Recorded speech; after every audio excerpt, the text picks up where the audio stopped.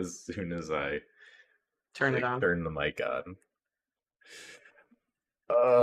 I can't control the timing. I'm sorry. Well, it wasn't really it was like clearing your throat. Yeah. Either way. Yeah. Well, I tried to not do it when you did the thing, but Well, appreciate it. Oh man. So Oh, yeah, man, he's indeed. ready to shed. Pretty Apparently. much any time now. Today could be the day. You gonna keep it in the scrapbook? Baby boy's first shed. Yeah, it's kind of gross, but just saying. I kept Ramona's umbilical cord. I feel like that's different though than your snake's first shed. Oh, I get my arm back. All right. That was nice. That's nice of you, Tram. I was about to say, like, this is just how I have to do it. One arm over here. I saw you doing that yesterday while you were editing. She was just on you.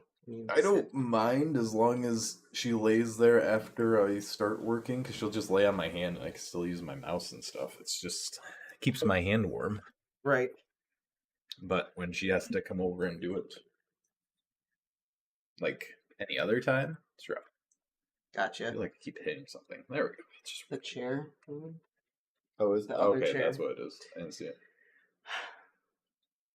So, Dr. Jekyll and Mr. Hyde. Yes, we left off yesterday with the will situation. What do you think is going to happen there? I think the lawyer is going to investigate and find out that they are, in fact, the same person. Wait, they're the same person? Why do you think that? Because I know the story pretty well. Wow. Even though I have... Spoilers. Sorry.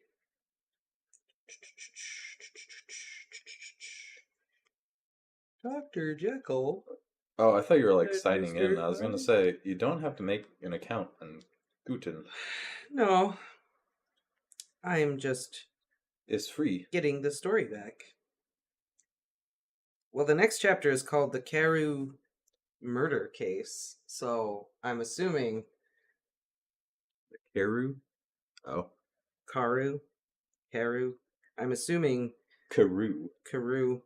That Mr. Hyde is going to murder someone, and then the lawyer's going to be like, listen, this dude is a murderer. You cannot leave him all of your wealth and valuables, or, I don't know how much a Victorian doctor makes. Probably like 500 a year. Which is like... Good £500 a year. 6 figures, basically. I mean, it's a decent amount of money. I mean, that's a perfectly good reason to leave him your money. Like, I have to, or he'll kill me. Yeah, this is true. That's a solid defense. But I guess it's a catch-22, because he's more apt to kill you after you put him in the will. Yeah, that's also a thing. I'll kill you if you don't put me in the will. But after I'm in the will... No reason to keep you alive anymore. I'm a very impatient man. I mean, these are all very valid arguments. And all reasons maybe why you shouldn't have done it in the first place. Or, exactly. Maybe you shouldn't have done an experiment to create such a... Where's Ian Malcolm when you need him? It's a perfect reference, too, because got the Jurassic Park hoodie. Right? There, now Godzilla's better. I have to fix him. Oh. Do we have to have the boy before we can read? He has to camouflage. We have to have at least one cat in every video, or else it's not a Bibliobibuli production. So, should we jump right in? Yeah, we can just start. All right. We can go ahead and just start. Are you ready? Yep. The Karu murder case.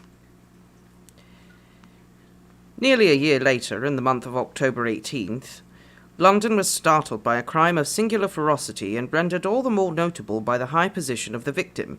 The details were few and startling. A maidservant living alone in a house not far from the river had gone upstairs to bed about 11. Although a fog rolled over the city in the small hours, the early part of the night was cloudless, and the lane, which the maid's window overlooked, was brilliantly lit by the full moon. It seemed she was romantically given, for she sat down upon her box, which stood immediately under the window, and fell into a dream of musing. Never, she used to say with streaming tears when she narrated the experience, never had she felt more at peace with all men or thought more kindly of the world. And as she so sat, she became aware of an aged, beautiful gentleman with white hair drawing near along the lane, and advancing to meet him, another and very small gentleman, to whom at first she paid less attention. But when they had come within speech, which was just under the maid's eyes, the older man bowed and accosted the other with a very pretty manner of politeness. It did not seem as if the subject of his address were of great importance. Indeed, from his pointing, it sometimes appeared as if he were only inquiring his way. But the moon shone on his face as he spoke, and the girl was pleased to watch it. It seemed to breathe such an innocent and old-worldly kindness of disposition, yet with something high, too, as of a well-founded self-content. Presently her eye wandered to the other, and she was surprised to recognize in him a certain Mr. Hyde, who had once visited her master, and for whom she had conceived a dislike. He had in his hand a very heavy cane, with which he was trifling, but he answered never a word, and seemed to listen with an ill-contained impatience. And then all of a sudden he broke out into a great flame of anger, stamping with his foot, brandishing the cane, and carrying on, as the maid described it, like a madman. The old gentleman took a step back, with the air of one very much surprised and a trifle hurt, and at that Mr. Hyde broke out of all bounds and clubbed him to the earth. And next moment, with ape-like fury, he was trampling his victim underfoot and hailing down a storm of blows, under which the bones were audibly shattered, and the body jumped upon the roadway. At the horror of these sights and sounds, the maid fainted. It was 2 o'clock when she came to herself and called for the police. The murderer was gone long ago, but there lay his victim in the middle of the lane, incredibly mangled. The stick with which the deed had been done, although it was of some rare and very tough and heavy wood, had broken in the middle under the stress of his of this insensate cruelty, and one splintered half had rolled in the neighbouring gutter. The other, without doubt, had been carried away by the murderer. A purse and gold watch were found upon the victim, but no cards or papers, except a sealed and stamped envelope, which he'd been promptly carrying to the post, and which bore the name and address of Mr. Utterson. This was brought to the lawyer the next morning, before he was out of bed, and he had no sooner seen it and been told the circumstances, than he shot out a solemn limp. "I shall say nothing until I have seen the body," said he. "This may be very serious. Have the kindness to wait while I dress." And with the same grave countenance he hurried through his breakfast and drove to the police station, whither the body had been carried. As soon as he came into the cell, he nodded. "Yes," said he, "I recognize him. I am sorry to say that this is Sir Danvers Karu." "Good God, sir!" exclaimed the officer. "Is it possible?" And the next moment his eye lighted up with professional ambition. "This will make a deal of noise," he said, and perhaps you can help us to the man." And he briefly narrated what the maid had seen, and showed the broken stick. Mr. Utterson had already quailed at the name of Hyde, but when the stick was laid before him, he could no longer doubt. Broken and battered as it was, he recognized it for one that he had himself presented many years before to Henry Jekyll. "Is this Mr. Hyde a person of small stature?" he inquired. "Particularly small and particularly wicked-looking is what the maid calls him," said the officer. Mr. Utterson reflected, and then, raising his head, "If you will come with me in my cab," he said, "I think I can take you to his house." It was by this time about 9 in the morning, and the first fog of the season. A great chocolate-coloured pall lowered over heaven, but the wind was continually charging and routing these embattled vapours, so that as the cab crawled from street to street, Mr. Utterson beheld a marvellous number of degrees and hues of twilight, for here it would be dark like the back end of evening, and there would be a glow of a rich lurid brown, like the light of some strange conflagration, and here, for a moment, the fog would be quite broken up, and a haggard shaft of daylight would glance in between the swirling reeds. The dismal quarter of Soho, seen under these changing glimpses, with its muddy ways and slatternly passengers, and its lamps, which had never been extinguished or had been kindled afresh to combat this mournful reinvasion of darkness, seemed in the lawyer's eyes like a district of some city in a nightmare. The thoughts of his mind, besides, were of the gloomiest dye, and when he glanced at the companion of his drive, he was conscious of some touch of the terror of the law and the law's officers, which may at times assail the most honest. As the cab drew up before the address indicated, the fog lifted a little and showed him a dingy street, a gin palace, a low French eating-house, a shop for the retail of penny numbers and two-penny salads, many ragged children huddled in the doorways, and many women of many different nationalities passing out, key in hand, to have a morning glass, and the next moment the fog settled down again upon that part, as brown as umber, and cut him off from his blackguardly surroundings. This was the home of Henry Jekyll's favourite, of a man who was the heir to £250,000 sterling.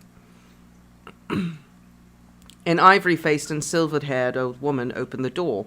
She had an evil face, smoothed by hypocrisy, but her manners were excellent. Yes, she said, this was Mr. Hydes, but he was not at home. He had been in that night very late, but he'd gone away again in less than an hour. There was nothing strange in that. His habits were very irregular, and he was often absent.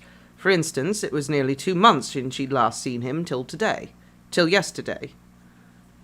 Very well, then, we wish to see his rooms, said the lawyer, and when the woman began to declare that that was impossible, I had better tell you who this person is, he added. This is Inspector Newcomen of Scotland Yard. A flash of odious joy appeared on the woman's face. Ah, said she, he is in trouble. What has he done? Mr. Utterson and the inspector exchanged glances. He don't seem a very popular character, observed the latter. And now, my good woman, just let me and this gentleman have a look about us. In the whole extent of the house, which but for the old woman remained otherwise empty, Mr. Hyde had only used a couple of rooms, but these were furnished with luxury and good taste. A closet was filled with wine, the plate was of silver, the napery elegant, a good picture hung upon the walls, a gift, as Utterson supposed, from Henry Jekyll, who was much more of a connoisseur, and the carpets were of many plies and agreeable in colour. At this moment, however, the rooms bore every mark of having been recently and hurriedly ransacked. Clothes lay about the floor with their pockets inside out. Lock-fast drawers stood open, and on the hearth there lay a pile of grey ashes, as though many papers had been burned. From these embers the inspector disinterred the butt-end of a green cheque-book, which had been registered the action of the fire. The other half of the stick was found behind the door, and as this clinched his suspicions, the officer declared himself delighted. A visit to the bank, where several £1,000s were found to be lying in the murderer's credit, completed his gratification. You may depend upon it, sir, he told Mr. Utterson. I have him in my hand. He must have lost his head, or he never would have left the stick, above all, burn the cheque-book. Why, money's life to the man. We've nothing to do but wait for him at the bank and get out the handbills. This last, however, was not so easy of an accomplishment, for Mr. Hyde had numbered few familiars. Even the master of the servant maid had only seen him twice. His family could nowhere be traced. He'd never been photographed, and the few who could describe him differed widely, as common observers often will. Only on one point they agreed, and that was the haunting sense of unexpressed deformity with which the fugitive impressed his beholders. So you were kind of right. And also, yes, good morning, Dan. Ah, yes, good morning, Dan. How are you today?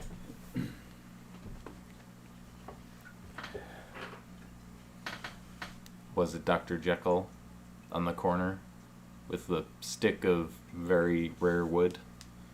His elder wand. His elder wand. Just like the Elder Wand, it is broken. We're going by movie. Right. Oh no. Careful out there. It was a very foggy morning when Mr. Hyde came about. Lola, if you're gonna sit on me, you have to sit and be nice, Lola. Okay? You can't do that.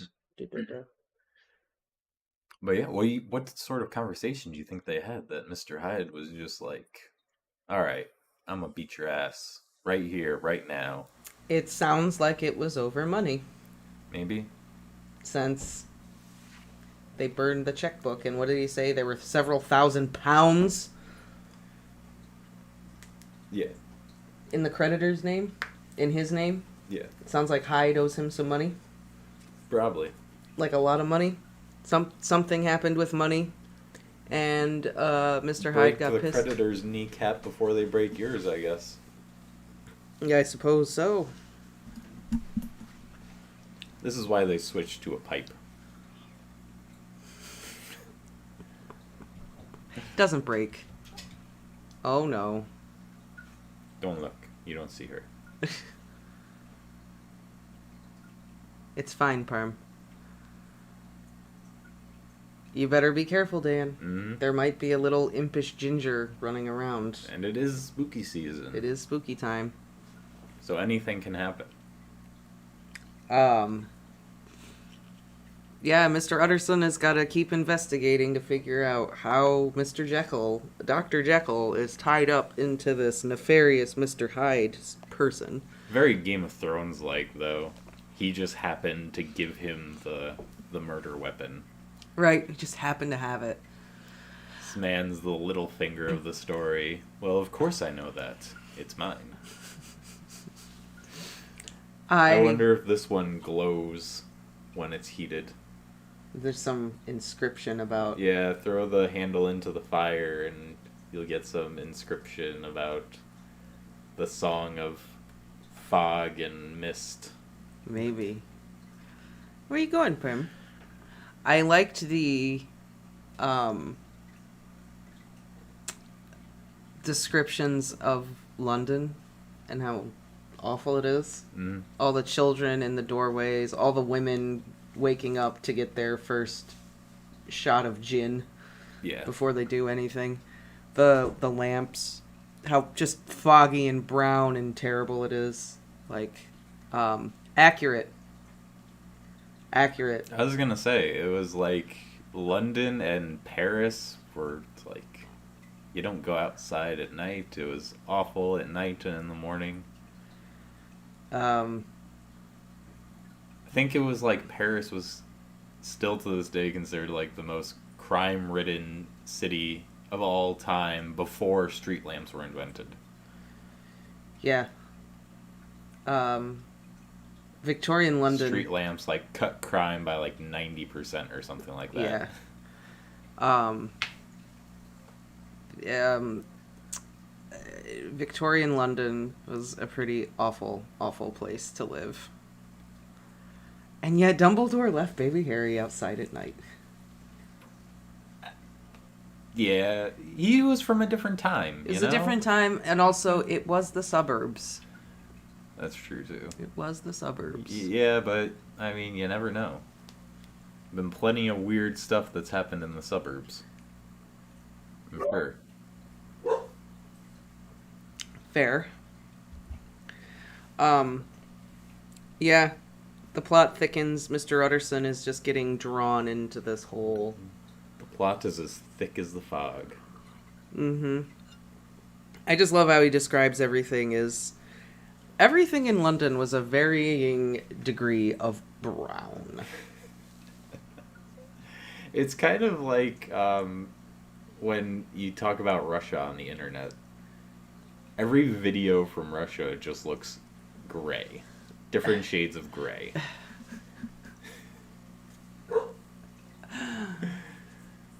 Yeah, I mean, there's a lot of Soviet architecture. A lot of it. And then we have London, that is brown. It's brown. And I know there are beautiful parts of each, but... Oh, yeah. it's just, I don't know. I just like the little descriptions of the people of the city. Yeah. Life sucked if you were poor and you lived in London. It was not a good time.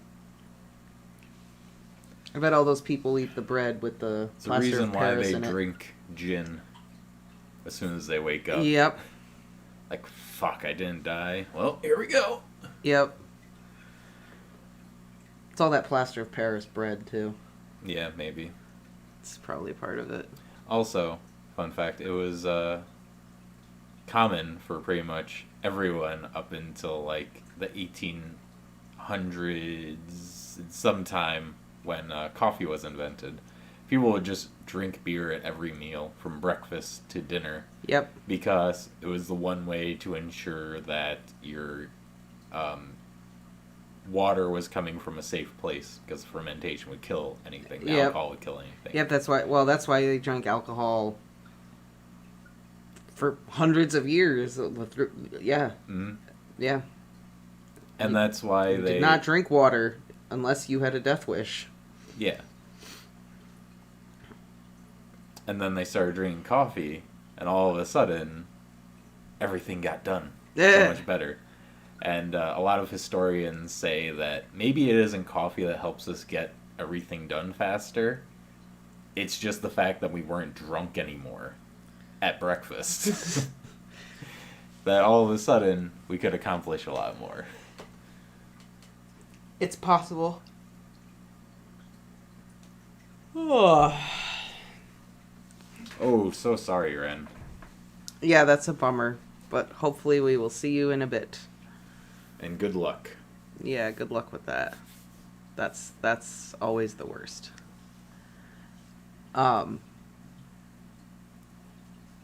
That's true. Yeah, that is part of it, yeah. Because they've been doing it for hundreds of years. And it's also, oh, the book isn't there anymore. You pointed out, the book Drunk, that I read, is all about, like, the history of alcohol and why we drink it. And, like, in Italian families, it's still kind of a thing where they'll have wine with every meal. But Yeah. they'll also give kids, like, watered-down wine. Mm. And the rate of alcoholism is super, super low in Italy in comparison to a lot of other places.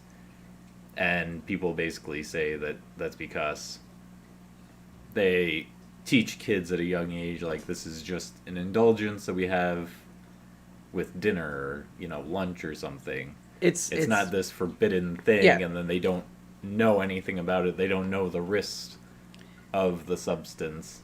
And they're not consuming it in quantities. Like, yeah, it's a natural Exactly. part of life. Because you drink wine. I wasn't allowed to drink until I was 21. And you know the funny thing? Like, high school, college, you know, going out to parties, drinking a lot. As soon as I turned 21, I don't feel like drinking anymore. Right. Because it's just that whole idea that it's something I shouldn't be doing. Mm-hmm. Gotta be sneaky about it.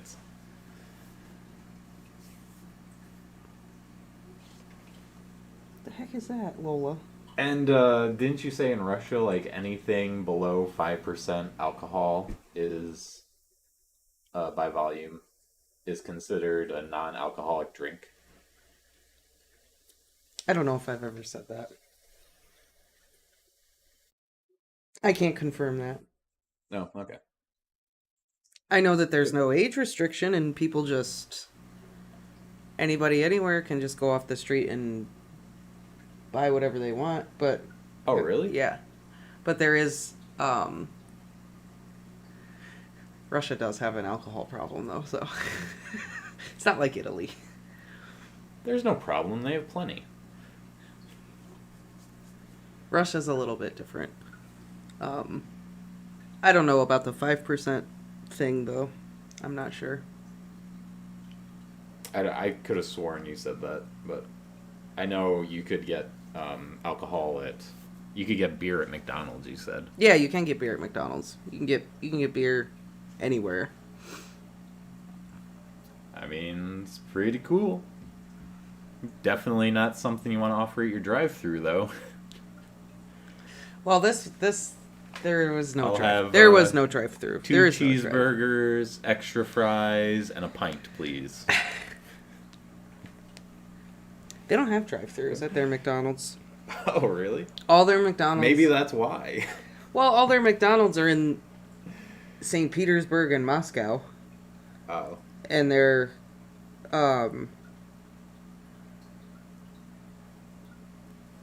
like they're in the middle of the city.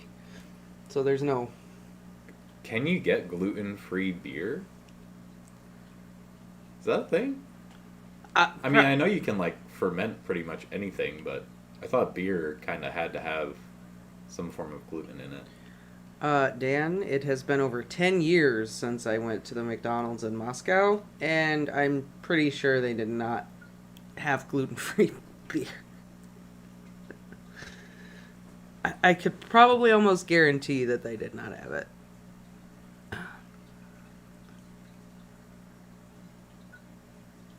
What? Why?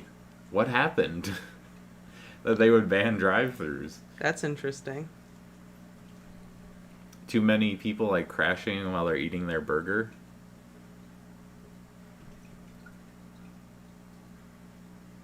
Did some nefarious things happen? Oh, okay, gluten reduced. That makes sense.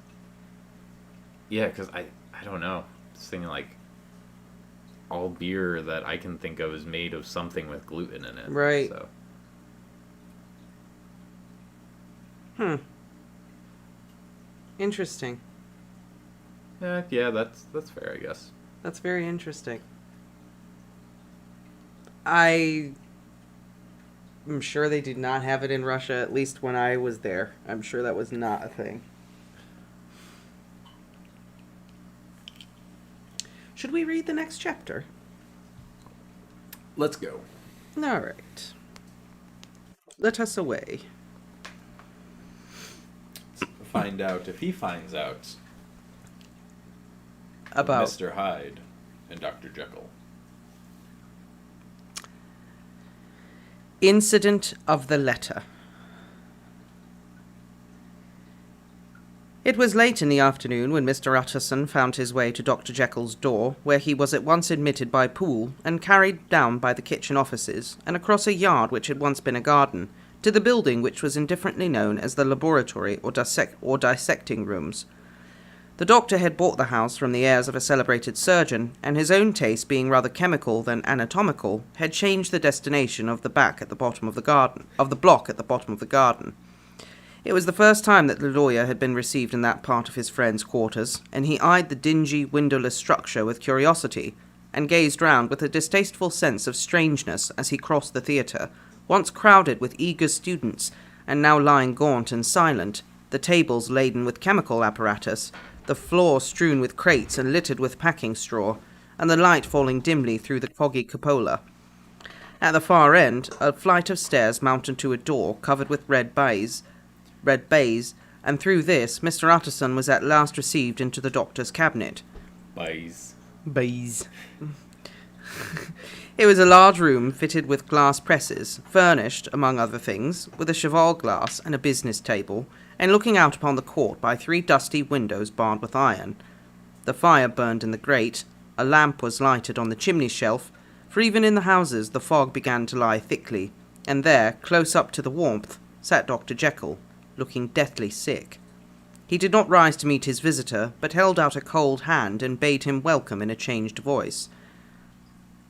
"And now," said Mr. Utterson, as soon as Poole had left them, "you have heard the news."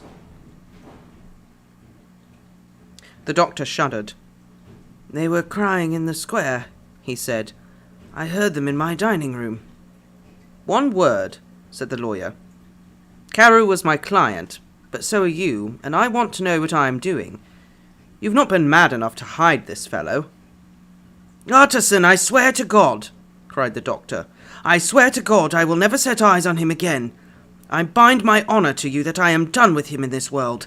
It is all at an end. And indeed, he does not want my help. You do not know him as I do. He is safe. He is quite safe. Mark my words. He will never more be heard of." The lawyer listened gloomily. He did not like his friend's feverish manner.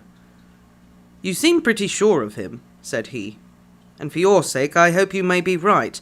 If it came to a trial, your name might appear." "I am quite sure of him," replied Jekyll. "I have grounds for certainty that I cannot share with anyone, but there is one thing on which you may advise me. I've received a letter, and I am at a loss whether I should show it to the police. I should like to leave it in your hands, Utterson. You would judge wisely, I am sure. I have so great a trust in you." "You fear, I suppose, that it might lead to his detection?" asked the lawyer. "No," said the other. "I cannot say I care what becomes of Hyde. I'm quite done with him. I was thinking of my own character, which this hateful business has rather exposed." Utterson ruminated a while. He was surprised at his friend's selfishness, and yet relieved by it. "Well," said he at last, "let me see this letter." The letter was written in an odd, upright hand and signed Edward Hyde, and it dignified, briefly enough, that the writer's benefactor, Dr. Jekyll, whom he had long so unworthily repaid for 1,000 generosity, need labour under no alarm for his safety, as he had means of escape in which he placed a sure dependence. The lawyer liked this letter well enough. It put a better colour on the intimacy than he had looked for, and he blamed himself for some of his past suspicions. "Have you the envelope?" he asked. "I burned it," replied Jekyll, before I thought what I was about, but it bore no postmark. The note was handed in." Shall I keep this and sleep on it?" asked Utterson. "I wish you to judge for me entirely," was the reply. "I've lost confidence in myself." "Well, I shall consider," returned the lawyer. "And now one word more. It was Hyde who dictated the terms in your will about that disappearance?" The doctor seemed seized with a qualm of faintness. He shut his mouth tight and nodded. "I knew it," said Utterson. "He meant to murder you. You had a fine escape." "I have had what is far more to the purpose," returned the doctor solemnly. "I've had a lesson. Oh God, Utterson, what a lesson I have had!" And he covered his face for a moment with his hands. On his way out, the lawyer stopped and had a word or two with Poole. "By the by," said he, "there was a letter handed in today. What was the messenger like?" But Poole was positive nothing had come except by post, and only circulars by that, he added. This news sent off the visitor with fears renewed. Plainly the letter had come by the laboratory door. Possibly, indeed, it had been written in the cabinet, and if that was so, it must be differently judged, and handled with some more caution. The newsboys, as he went, were crying themselves hoarse among the footways. "Special edition! Shocking murder of an MP!" That was the funeral oration of one friend and client, and he could not help a certain apprehension lest the good name of another be sucked down in the eddy of the scandal. It was, at least, a ticklish decision that he had to make, and self-reliant as he was by habit, he began to cherish a longing for advice. It was not to be had directly, but perhaps he thought it might be fished for.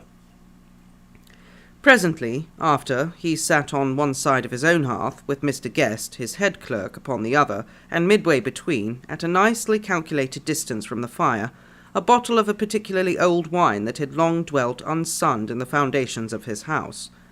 The fog still slept on the wing above the drowned city, where the lamps glimmered like carbuncles, and through the muffle and smother of these fallen clouds, the procession of the town's life was still rolling in through the great arteries with a sound as of a mighty wind. But the room was gay with firelight. In the bottle the acids were long ago dissolved, the imperial dye had softened with time, as the colour grows richer in stained windows, and the glow of hot autumn afternoons on hillside vineyards was ready to be set free and to disperse the fogs of London. Insensibly the lawyer melted. There was no man for whom he kept fewer secrets than Mr. Guest, and he was not always sure that he kept as many as he meant. Guest had often been in on business to the doctor's. He knew Poole. He could have scarce failed to hear of Mr. Hyde's familiarity about the house. He might draw conclusions. Was it not as well, then, that he should see a letter which put that mystery to right? And above all since Guest, being a great student and critic of handwriting, would consider the step natural and obliging. The clerk, besides, was a man of counsel. He could scarce read so strange a document without dropping a remark, and by that remark Mr. Utterson might shape his future course. "That is a sad business about Sir Danvers," he said. "Yes, sir, indeed. It has elicited a great deal of public feeling." "This is a sad business about Sir Danvers," he said. "Yes, sir, indeed. It has elicited a great deal of public feeling," returned Guest. "The man, of course, was mad." "I should like to hear your views on that," replied Utterson. "I have a document here in his handwriting. It is between ourselves, for I scarce know what to do about it. It is an ugly business at the best. But there it is, quite in your way, a murderer's autograph." Guest's eyes brightened, and he sat down at once and studied it with passion. "No, sir," said he, "not mad, but it is an odd hand." "And by all accounts a very odd writer," added the lawyer. Just then the servant entered with a note. "Is that from Dr. Jekyll, sir?" inquired the clerk. "I thought I knew the writing. Anything private, Mr. Utterson?" "Only an invitation to dinner. Why, do you want to see it?" "One moment. I thank you, sir." And the clerk laid the 2 sheets of paper alongside and sedulously compared their contents. "Thank you," said he at last, returning both. "It is a very interesting autograph." There was a pause, during which Mr. Utterson struggled with himself. "Why did you compare them then, Guest?" he inquired suddenly. "Well, sir," returned the clerk, "there's a rather singular resemblance. The 2 hands are in many points identical, only differently sloped."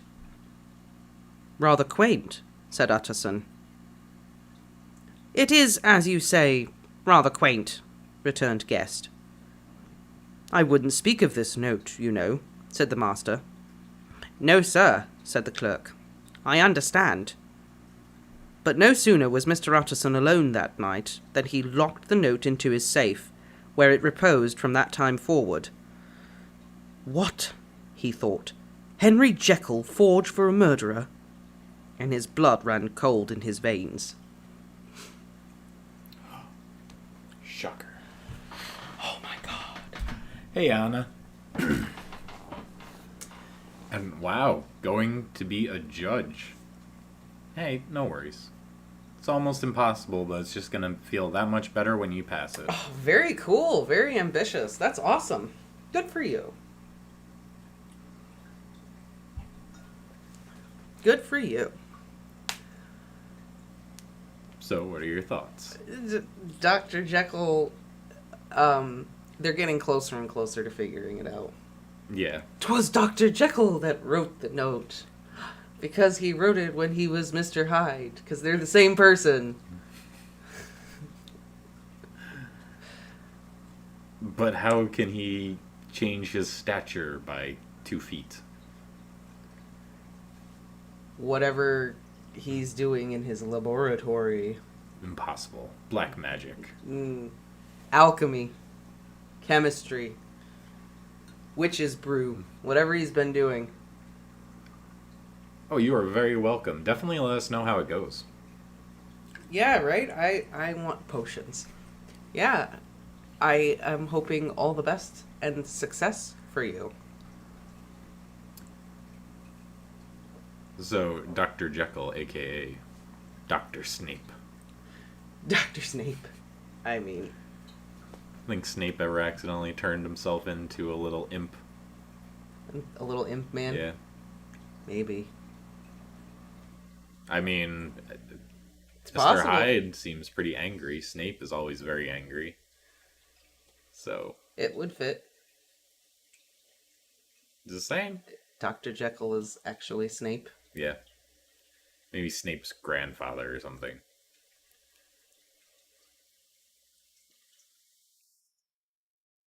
That's cool. Oh. So, Some parrots in Rome. see? Feral parrots in Europe. This is why I didn't make assumptions. Slughorn's knew teach. it. Maybe Dr. Jekyll is just Slughorn's professor. Maybe. Maybe that's where he goes at Just- the end of the story. Maybe he goes to Hogwarts. Maybe all this stuff happens, and then He has whoever to run away. he has to run away, and to then Scotland. the headmaster of Hogwarts. The story was written in Scotland. It's, Or was it Ireland? you said Ireland. Was it? It That's might what have you been said. Ireland, yeah. Maybe he ran away Close. and had to go hide out in Hogwarts, and became the potions master. There it is. Now we know the true story. But hey, there's another reason to visit Rome for us.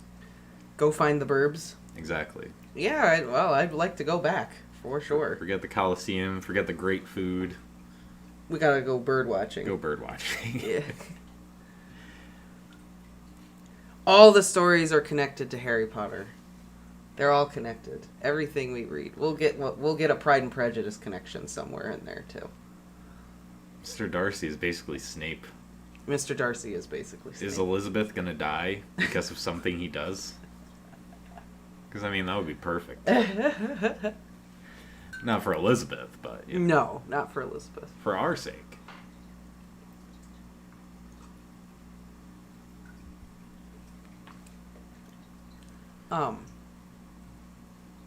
Who knows? Maybe if that parrot decides to escape again, maybe we'll have a thriving ecosystem of parrots up here. They couldn't handle the winter time. They'll adapt somehow. They couldn't handle. They can't handle anything below like 50 degrees. It'll kill them. Okay. Sorry. So they'll fly south for the winter. Yes. They're gonna evolve. No, don't kill badass Liz. Oh, she wants to talk about it, but she doesn't want to spoil Pride and Prejudice. Oh, okay. All right, save it for when we get to that part of the story, because I kind of want to know. I guess if it comes up in the next 2 chapters, it's fine because I've pretty much done with chapter 22, so upload the other ones. And the next set of all the young dudes is done. I tried to upload it yesterday, but it's so big, it Took forever. took forever, and I had to cancel it because we had to live stream. So I have to Redo it. restart that. You. That's done. It's just a super long one because we had the one chapter that's like, the one chapter is like over an hour long, and then the other chapters are getting longer. So I think this all the young dudes video I'm uploading is like a 4-hour video. Holy shit. That's a lot of Remus. Yeah, That's a lot of Remus, Lola. and they get longer too. So I know. I remember in that section, it was in that section where the chapters just started getting bigger and bigger and bigger and bigger and bigger. And longer and longer and longer. And yeah. man. So Rome gets So yeah, Rome that has part, birds. yeah. I mean, well, that's why I was breaking it down to 10 chapters because I thought, like, 2 to 3 hour video isn't like insane. Mm-hmm. But now I'm like, maybe I should do 5 chapters. Right, just because the chapters Yeah. are so long. Maybe. I mean, I'm pretty sure YouTube has a limit of 12-hour videos, so you just throw up a 12-hour video. As many chapters as I can fit in. You It'll could. only take me 2 days to upload.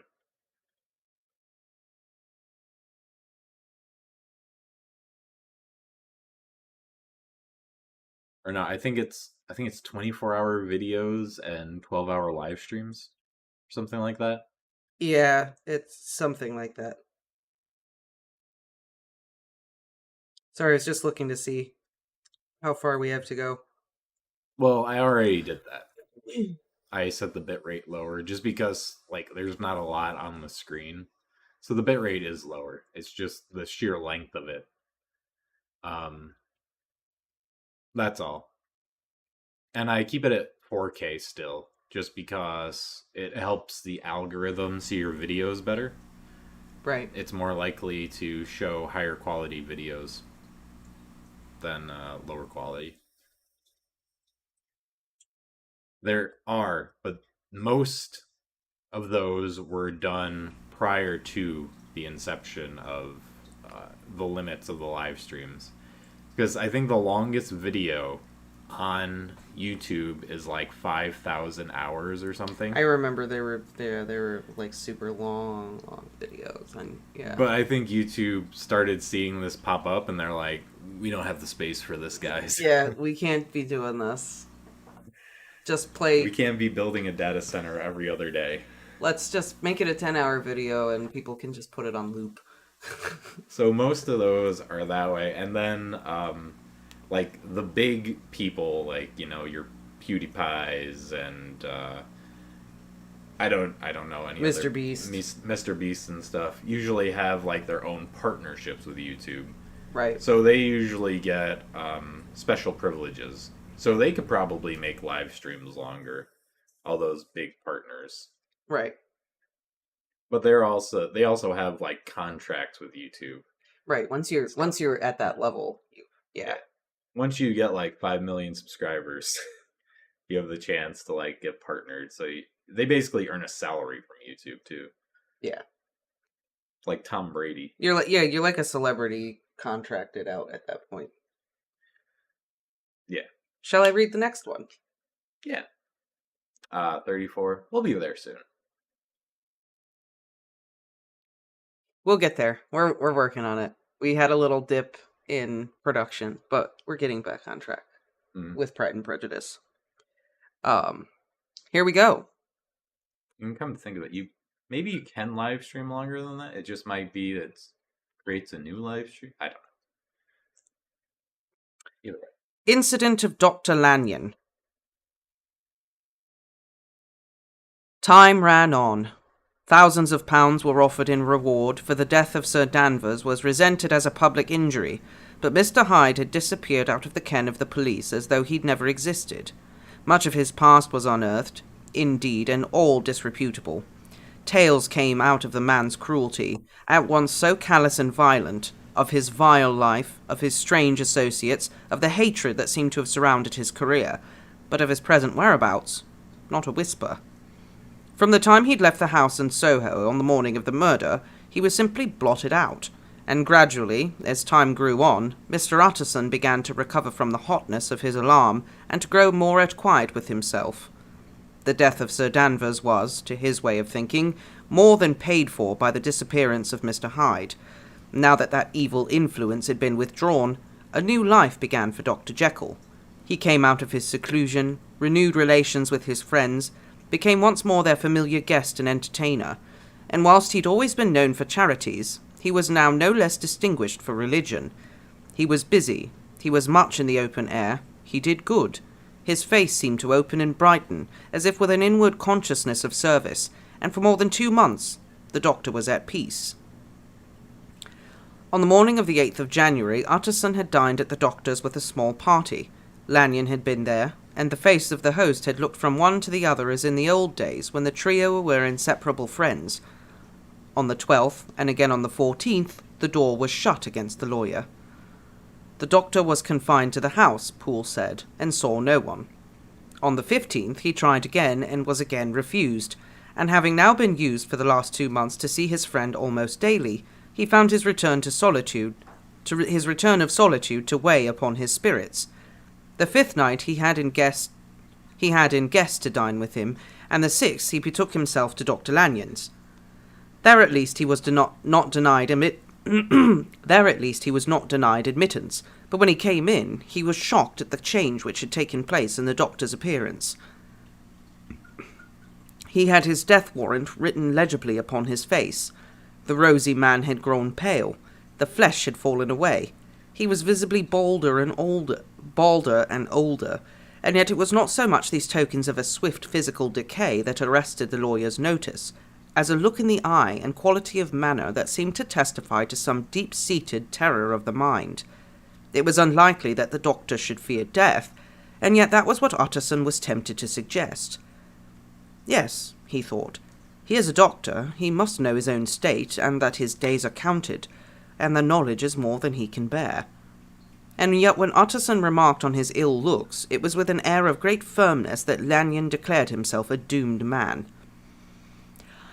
"I have had a shock," he said, "and I shall never recover. It is a question of weeks. Well, life has been pleasant. I liked it. Yes, sir, I used to like it. I sometimes think if we all knew, we should be more glad to get away." "Jekyll is ill too," observed Utterson. "Have you seen him?" But Lanyon's face changed, and he held up a trembling hand. "I wish to see or hear no more of Dr. Jekyll," he said in a loud, unsteady voice. "I am quite done with that person, and I beg you will spare me any allusion to one whom I regard as dead." "Tut, tut," said Mr. Utterson, and then after a considerable pause, "Can't I do anything?" he inquired. "We are 3 very old friends, Lanyon. We shall not live to make others." "Nothing can be done," returned Lanyon. "Ask him yourself." "He will not see me," said the lawyer. "I am not surprised at that," was the reply. "Some day, Utterson, after I am dead, you may perhaps come to learn the right and wrong of this. I cannot tell you. And in the meantime, if you can sit and talk with me of other things, for God's sake, stay and do so. But if you cannot keep clear of this accursed topic, then in God's name go, for I cannot bear it." As soon as he got home, Utterson sat down and wrote to Jekyll, complaining of his exclusion from the house and asking of the cause of this unhappy break with Lanyon, and the next day brought him a long answer, often very pathetically worded and sometimes darkly mysterious in drift. The quarrel with Lanyon was incurable. "I do not blame our old friend," Jekyll wrote, "but I share his view that we must never meet.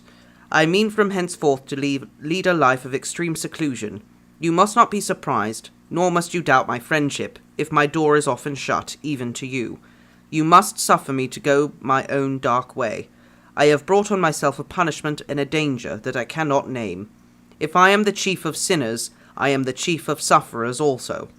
I could not think that this earth contained a place for sufferings and terrors so unmanning, and you can do but one thing, Utterson, to lighten this destiny, and that is to respect my silence."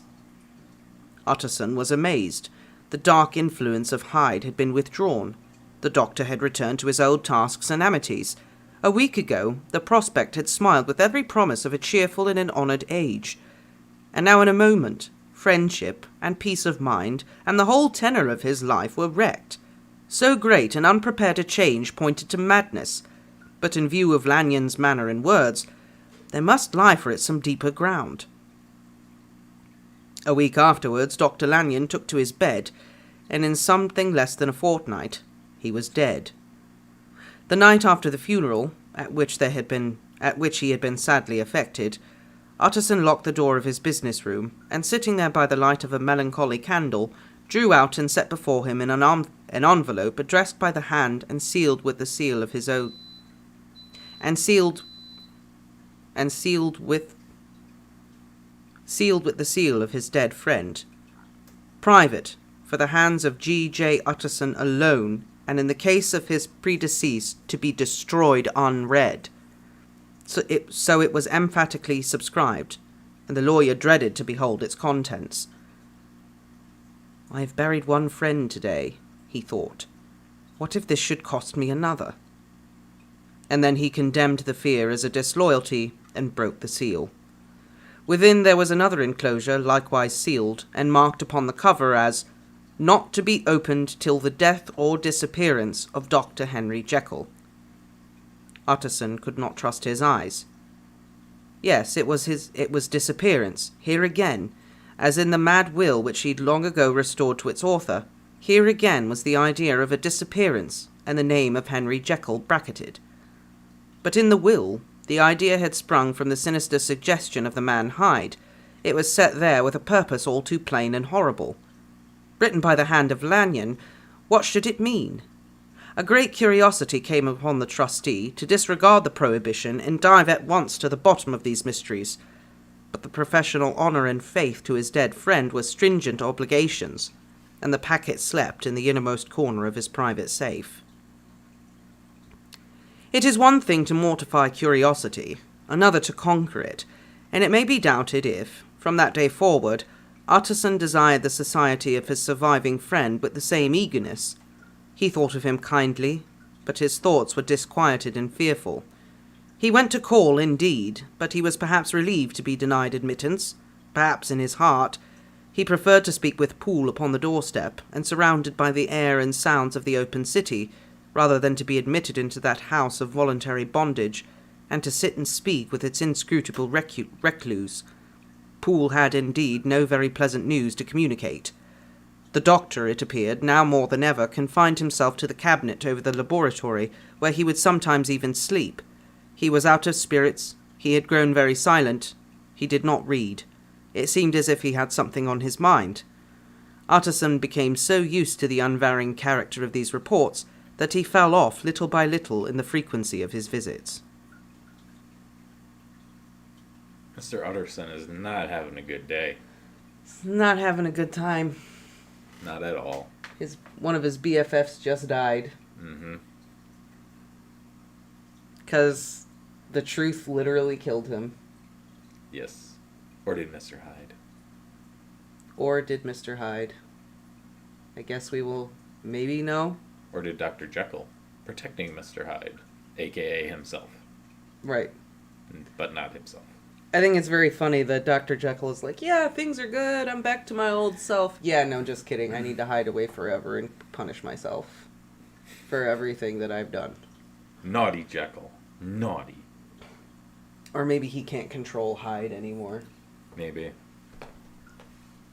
Maybe he can't control when he comes out, so he's gotta hide. Ha ha ha ha, see what you did there. Maybe Hyde is slowly taking over. He'll hide the Hyde. Hide the Hyde. The truth set him free from life. 'Tis possible.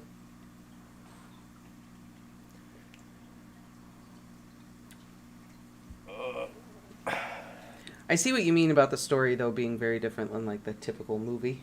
Yeah. In a way, it kind of reminds me of Dracula. In that in the movies, you get all these scenes of, like,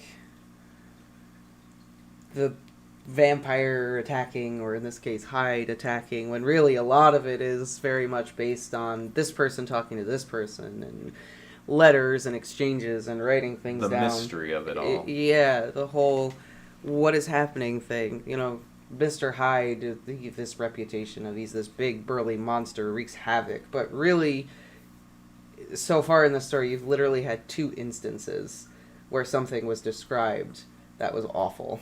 Yeah. I'm still trying to figure out, like, there's got to be a connection between, like, Tyrion and Mr. Hyde. Like, the whole time we went back and, like, reread Game of Thrones, because we started talking about Dr. Jekyll and Mr. Hyde. Oh, right. A little grotesque imp, you know, doing all these awful things. Yeah. Like, he kills Shay, you know, spoiler alert, kills Shay and his father. I think it's very much Mr. Hyde and Dr. Jekyll. Tyrion wants to be Dr. Jekyll. He wants to be the good guy. He wants to be seen as the good guy. But everyone sees him as Hyde, and that's all they see. Yeah. And so, as the story progresses, then Tyrion finally, like, has a Mother Gothel moment and says, "You want me to be the bad guy? Fine. I'm the bad guy." Right? I think it's totally Dr. Jekyll and Mr. Hyde. Right? The whole time I'm thinking, like, there's a connection, but I don't know whether I'm making it up, or if maybe Martin wanted to use that. I think it's there if you want to see it there. Maybe. I think the whole describing him as the imp and all of that could definitely be purposeful on Martin's point. Yeah. No, it has not been blatantly revealed to the reader yet. That's the whole point, is that the whole mystery of it is what is the connection between Dr. Jekyll and Mr. Hyde. The only reason we know is because the story is so famous that we know. It's been used so much. It's like telling someone that Dracula is actually a vampire. What? Right. Right. It's been out long enough that I don't think we have to worry about spoilers in this story. Or Frankenstein. I mean, I'm not revealing a couple of the little nuances of the story to you. Like, I'm not going to ruin that, but yeah. Or, That's fair. Yeah, Frankenstein, who was the doctor. That's fair. I think, maybe there's more than one Dr. Jekyll connection, because his servant's name is Poole, and then we have a character in Game of Thrones named Jane Poole, who is also a servant. Maybe Sansa is supposed to be the Dr. Jekyll and Mr. Hyde. Maybe. And her turning to Peter the dark... Baelish is kind of like that serum that transforms her. There are Slowly people but who surely. don't understand Frankenstein. Oh yeah, there are a lot of people who don't Yeah. understand Frankenstein. But everybody knows that the story of Frankenstein is about a doctor who reanimates a corpse. Yeah. And makes a sentient being out of it. Just watch Young Frankenstein. It'll explain everything. I love that movie so much. It is such a great... I saw it was on Hulu the other day and I rewatched it. It's so great. funny. Roll, roll, roll in the hay. What knockers? Oh, thank you, doctor. Sorry. I mean, I will admit, I was an adult before I figured out that Frankenstein was the doctor. I didn't read Frankenstein until I was an adult, though. Got you. Well, movies and things don't help, when there's the monster. Like, I think even in, TV shows, they call them Frankie, and you're a Frankenstein, and this and that, so... I think it's easily put out there for people to misinterpret the fact that Frankenstein is the doctor and the monster is just the monster. Just like just the monster. This, everyone thinks of the Hulk being Mr. Hyde. Really, it's Tyrion. Right. It's Ant-Man. He gets smaller when he gets angry. Everyone thinks it's Gregor Clegane, but really, no. It's the little guy.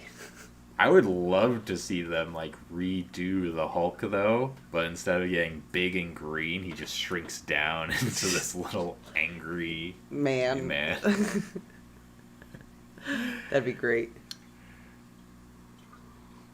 Hulk smash!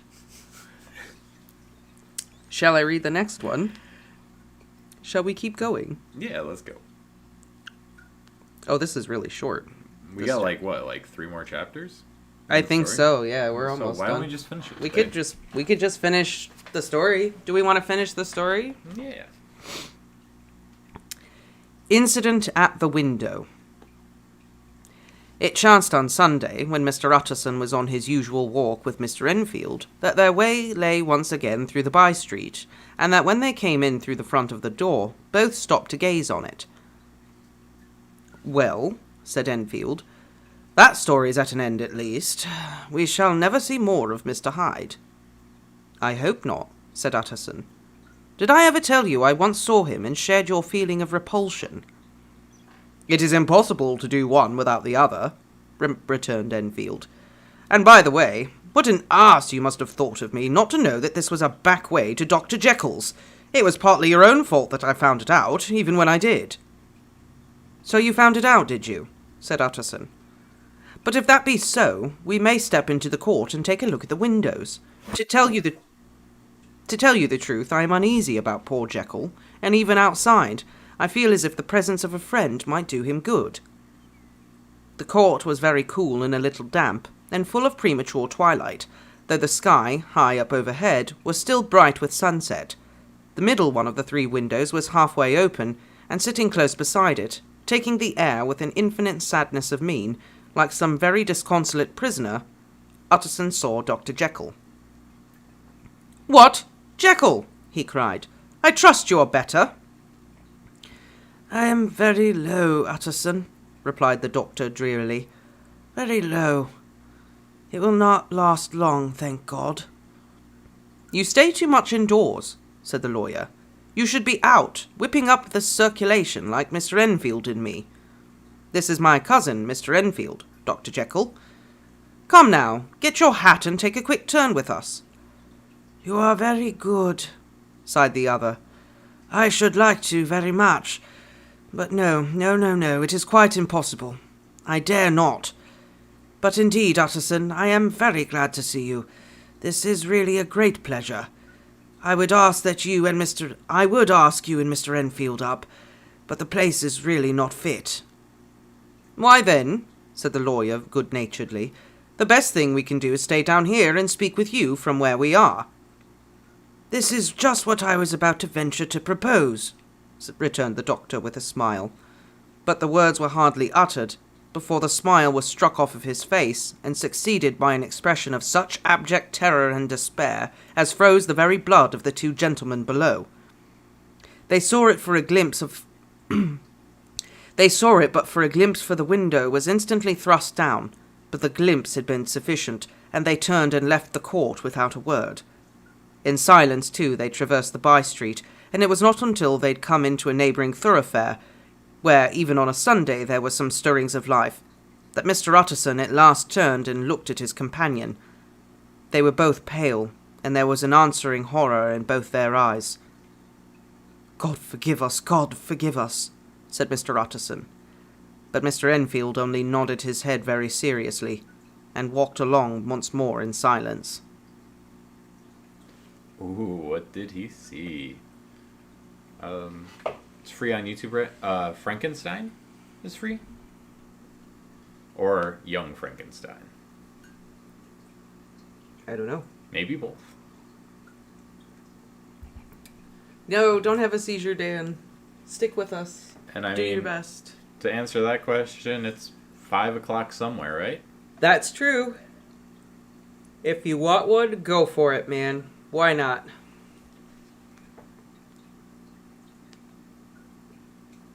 That was very, very short. That was. Oh, it's Young Frankenstein is free. Oh, very nice.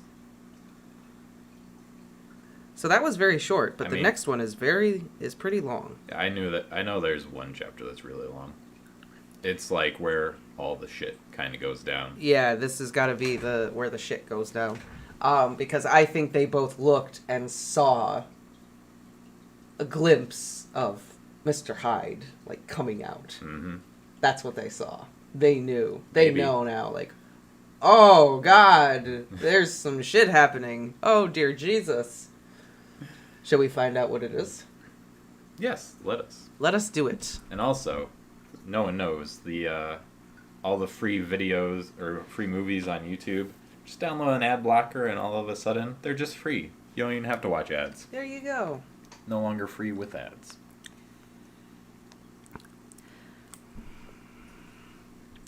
The Last Night. Mr. Utterson was sitting by his fireside one evening after dinner when he was surprised to receive a visit from Poole. "Bless me, Poole, what brings you here?" he cried, and then taking a second look at him. "What ails you?" he added. "Is the doctor ill?" "Mr. Utterson," said the man, "there's something wrong."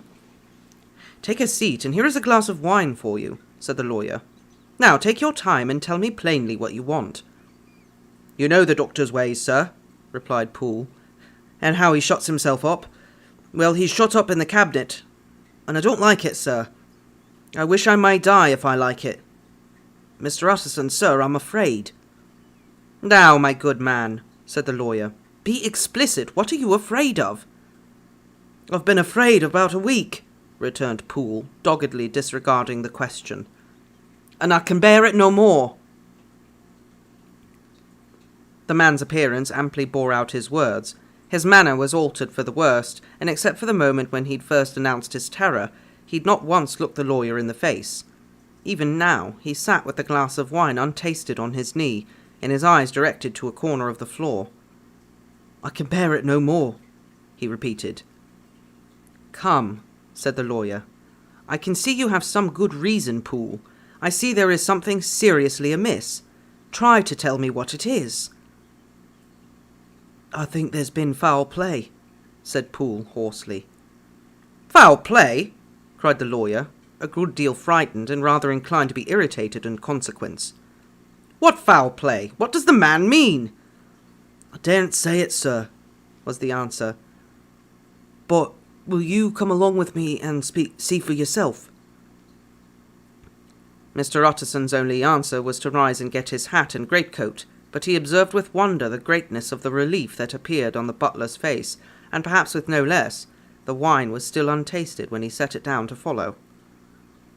It was a wild, cold, seasonable night of March, with a pale moon, lying on her back as though the wind had tilted her, in flying wrack of the most diaphanous and lawny texture.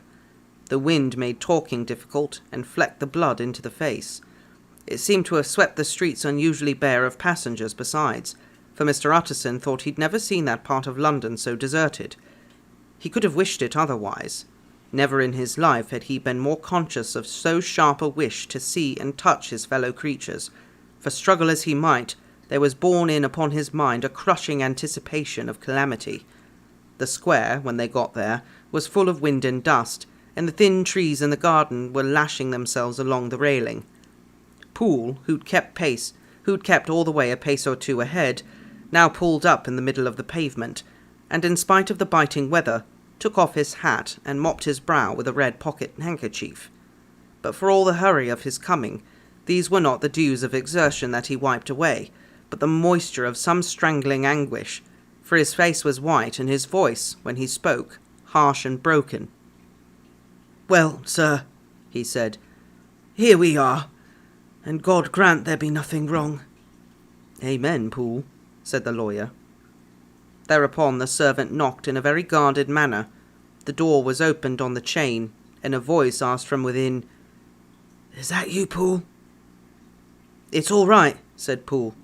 "Open the door." The hall, when they entered it, was brightly lighted up.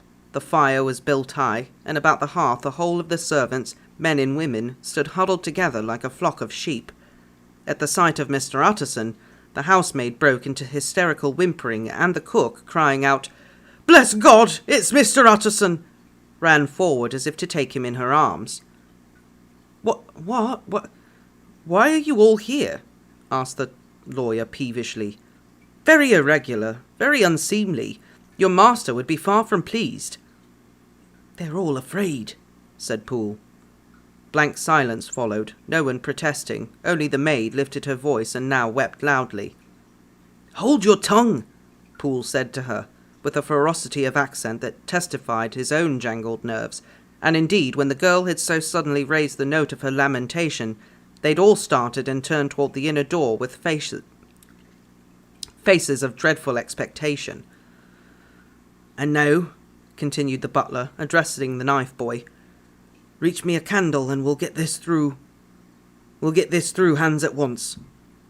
And then he begged Mr. Utterson to follow him, and led the way to the back garden. "Now, sir," said he, "you come as gently as you can. I want you to hear, and I don't want you to be heard. And see here, sir, if by any chance he wants to ask you in, don't go." Mr. Utterson's nerves, at this unlooked-for termination, gave a jerk that nearly threw him from his balance, but he recollected his courage and followed the butler into the laboratory building, through the surgical theatre, with its lumber of crates and bottles, to the foot of the stair. Here Poole motioned for him to stand on one side and listen, while he himself, setting down the candle and making a great and obvious call in his resolution, mounted the steps, and knocked with a somewhat uncertain hand on the red baize of the cabinet door. "Mr. Utterson is asking to see you," he called, and even as he did so, once more violently signed to the lawyer to give ear. A voice answered from within. "Tell him I cannot see anyone," it said complainingly. A voice answered from within. "Tell them I cannot see anyone," it said complainingly. "Thank you, sir," said Poole, with a note of something like triumph in his voice, and taking up his candle, he led Mr. Utterson back across the yard and into the great kitchen, where the fire was out and the beetles were leaping on the floor. "Sir," he said, looking Mr. Utterson in the eyes. Was that my master's voice? It seems much changed, replied the lawyer, very pale, but giving look for look. Changed? Well, yes, I think so, said the butler. Have I been 20 years in this man's house to be deceived by his voice? No, sir. Master's made away with. He was made away with 8 days ago when we heard him cry out upon the name of God. And who's here instead of him? And why it stays here is a thing that cries to the heavens, Mr. Utterson. This is a very strange tale, Poole. This is a rather wild tale, my man, said Mr. Utterson, biting his finger. Suppose it were as you suppose. Supposing Dr. Jekyll to have been, well, murdered. What could induce the murderer to stay? That won't hold water. It doesn't commend itself to reason. Well, Mr. Utterson, you're a hard man to satisfy, but I'll do it yet, said Poole. All this last week, you must know, him, or it, whatever it is that lives in that cabinet, has been crying day and night for some sort of medicine, and cannot get to his mind. It was sometimes his way, the master, that is, to write his orders on a sheet of paper, and throw it on the stair. We've had nothing else this week back. Nothing but papers and a closed door, and the very meals left there to be smuggled in when no one was looking. Well, sir, every day, aye, and twice and thrice in the same day, there have been orders and complaints, and I've been sent flying to all wholesale chemists in town. Every time I brought the stuff back, there would be another paper telling me to return it, because it was not pure, and another order to a different firm. This drug is wanted bitter bad, sir, whatever for. Have you any of these papers? Asked Mr. Utterson. Poole felt in his pocket and handed out a crumpled note, which the lawyer, bending nearer the candle, carefully examined. Its contents ran thus. Dr. Jekyll presents his compliments to Messrs. Moore. He assures them that their last sample is impure and quite useless for his present purpose. In the year 18... Dr. J. purchased a somewhat large quantity from Messrs. M. He now begs them to search with most sedulous care, and should any of the same quality be left, forward it to him at once. Expense is no consideration. The importance of this to Dr. J. can hardly be exaggerated. So far the letter had run composedly enough, but here, with a sudden splutter of the pen, the writer's emotion had broken loose. For God's sake, he added, find me some of the old. This is a strange note, said Mr. Utterson, and then sharply, how do you come to have it open? The man at Moore's was main angry, sir, and he threw it back to me like so much dirt, returned Poole. This is unquestionably the doctor's hand, do you know? Resumed the lawyer. I thought it looked like it, said the servant rather sulkily, and then with another voice. But what matters hand of right? He said. I've seen him. Seen him? Repeated Mr. Utterson. Well? That's it, said Poole. It was this way. I came suddenly into the theatre from the garden. It seemed he'd slipped out to look for this drug or whatever it is, for the cabinet door was open, and there he was at the far end of the room digging among crates. He looked up when I came in, gave a kind of cry, and whipped upstairs into the cabinet. It was but for one moment I saw him, but the hair on my head stood like quills. Sir, if that was my master, why did he have a mask upon his face? If it was my master, why did he cry out like a rat and run from me? I have served him long enough. And then... The man paused and passed a hand over his face. These are all very strange circumstances, said Mr. Utterson. But I think I begin to see daylight. Your master, Poole, is plainly seized with one of those maladies that both torture and deform the sufferer. Hence, for aught I know, the alteration of his voice. Hence the mask and the avoidance of his friends. Hence his eagerness to find this drug, by means of whichever poor soul retains some hope of ultimate recovery. God grant that he may not be not deceived. There is my explanation. It is sad enough, Poole, aye, and appalling to consider, but it is plain and natural. hangs well together, and delivers us from all exorbitant alarms." "Sir," said the butler, turning a sort of mottled pallor, "that thing was not my master, and there's the truth. My master," here he looked round and began to whisper, "is a tall, fine build of a man, and this was more of a dwarf." Utterson attempted to protest. "Oh, sir!" cried Poole, "do you think I do not know my master after 20 years? Do you think I do not know where his head comes into the cabinet door, and where I saw him every morning of my life? No, sir, that thing in the mask was never Dr. Jekyll. God knows what it was, but it was never Dr. Jekyll, and it is the belief of my heart that there was murder done." "Poole," replied the lawyer, "if you say that, it will become my duty to make certain. Much as I desire to spare your master's feelings, much as I am puzzled by this note which seems to prove he's still alive, I shall consider it my duty to break down that door." "Ah, Mr. Utterson, that's talking!" cried the butler. "And now comes to the second question," resumed Utterson.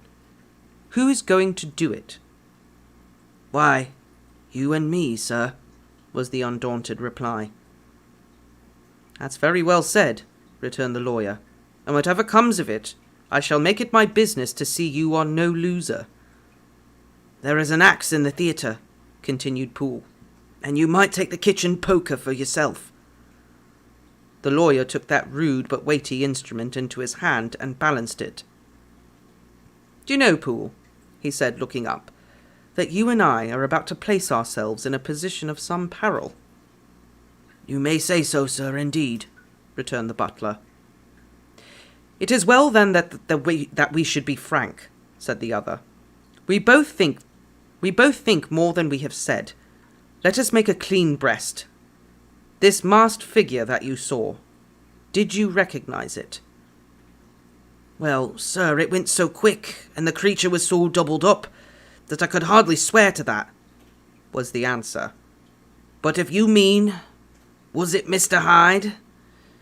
Why, yes, I think it was. You see, it was much of the same bigness, and it had the same quick, light way with it. And then who else could have got in by the laboratory door? You've not forgot, sir, that at the time of the murder he still had the key with him? But that's not all. I do not know, Mr. Utterson, if you ever met this Mr. Hyde?" "Yes," said the lawyer. "I once spoke with him." "Then you must know as well as the rest of us there was something queer about that gentleman, something that gave a man a turn. I don't rightly know how to say it, sir, beyond this, that you felt in your marrows kind of cold and thin." "I own that I felt something of what you describe," said Mr. Utterson. "Quite so, sir," returned Poole. "Well, then that masked thing, like a monkey, jumped from among the chemicals and whipped into the cabinet. It went down my spine like ice. Oh, I know it is not evidence, Mr. Utterson. I'm but learned enough for that. But a man has his feelings, and I'll give you my Bible word it was Mr. Hyde." Aye, said the lawyer. "My fears incline to the same point. Evil, I fear, founded. Evil was sure to come of that connection. Aye, truly, I believe you. I believe poor Harry is killed, and I believe his murderer, for what purpose God alone can tell, is still lurking in his victim's room. Well, let our name be Vengeance. Call Bradshaw." The footman came at the summons, very white and nervous. "Pull yourself together, Bradshaw," said the lawyer. "This suspense, I know, is telling upon all of you, but it is now our intention to make an end of it. Poole here and I are going to force our way into the cabinet. If all is well, my shoulders are broad enough to bear the blame. Meanwhile, lest anything should really be amiss, or any malefactor seems to escape by the back, you and the boy must go round the corner with a pair of good sticks and take your post at the laboratory door. We give you 10 minutes to get to your stations." As Bradshaw left, the lawyer looked at his watch. "And now, Poole, let us get to ours," he said. and taking the poker under his arm, led the way into the yard. The scud had banked over the moon, and it was now quite dark. The wind, which only broke in puffs and draughts into that deep well of building, tossed the light of the candle to and fro about their steps, until they came into the shelter of the theatre, where they sat down silently to wait. London hummed solemnly all round, but nearer at hand, the stillness was only broken by the sounds of a footfall moving to and fro along the cabinet floor. "So it will walk all day, sir," whispered Poole. "Aye, and the better part of the night. Only when a new sample comes from the chemist, there's a bit of a break. And it's that ill conscience that's such an enemy to rest. Ah, sir, there's blood foully shed in every step of it. But hark again, a little closer." Is that Parmpians? Is that Jackson? So. I think it was Parm. "Put your heart in your ears, Mr. Utterson, and tell me, is that the doctor's foot?" The steps fell lightly and oddly, with a certain swing, for all they went so slowly. It was different indeed from the heavy creaking tread of Henry Jekyll. Utterson sighed. "Is there never anything else?" he asked. Poole nodded. "Once," he said. "Once I heard it weeping." "Weeping? How's that?" said the lawyer, conscious of a sudden chill of horror. "Weeping like a woman, or a lost soul," said the butler. "I came away with that upon my heart, that I could have wept too." But now the 10 minutes drew to an end. Poole disinterred the axe from under a stack of packing straw.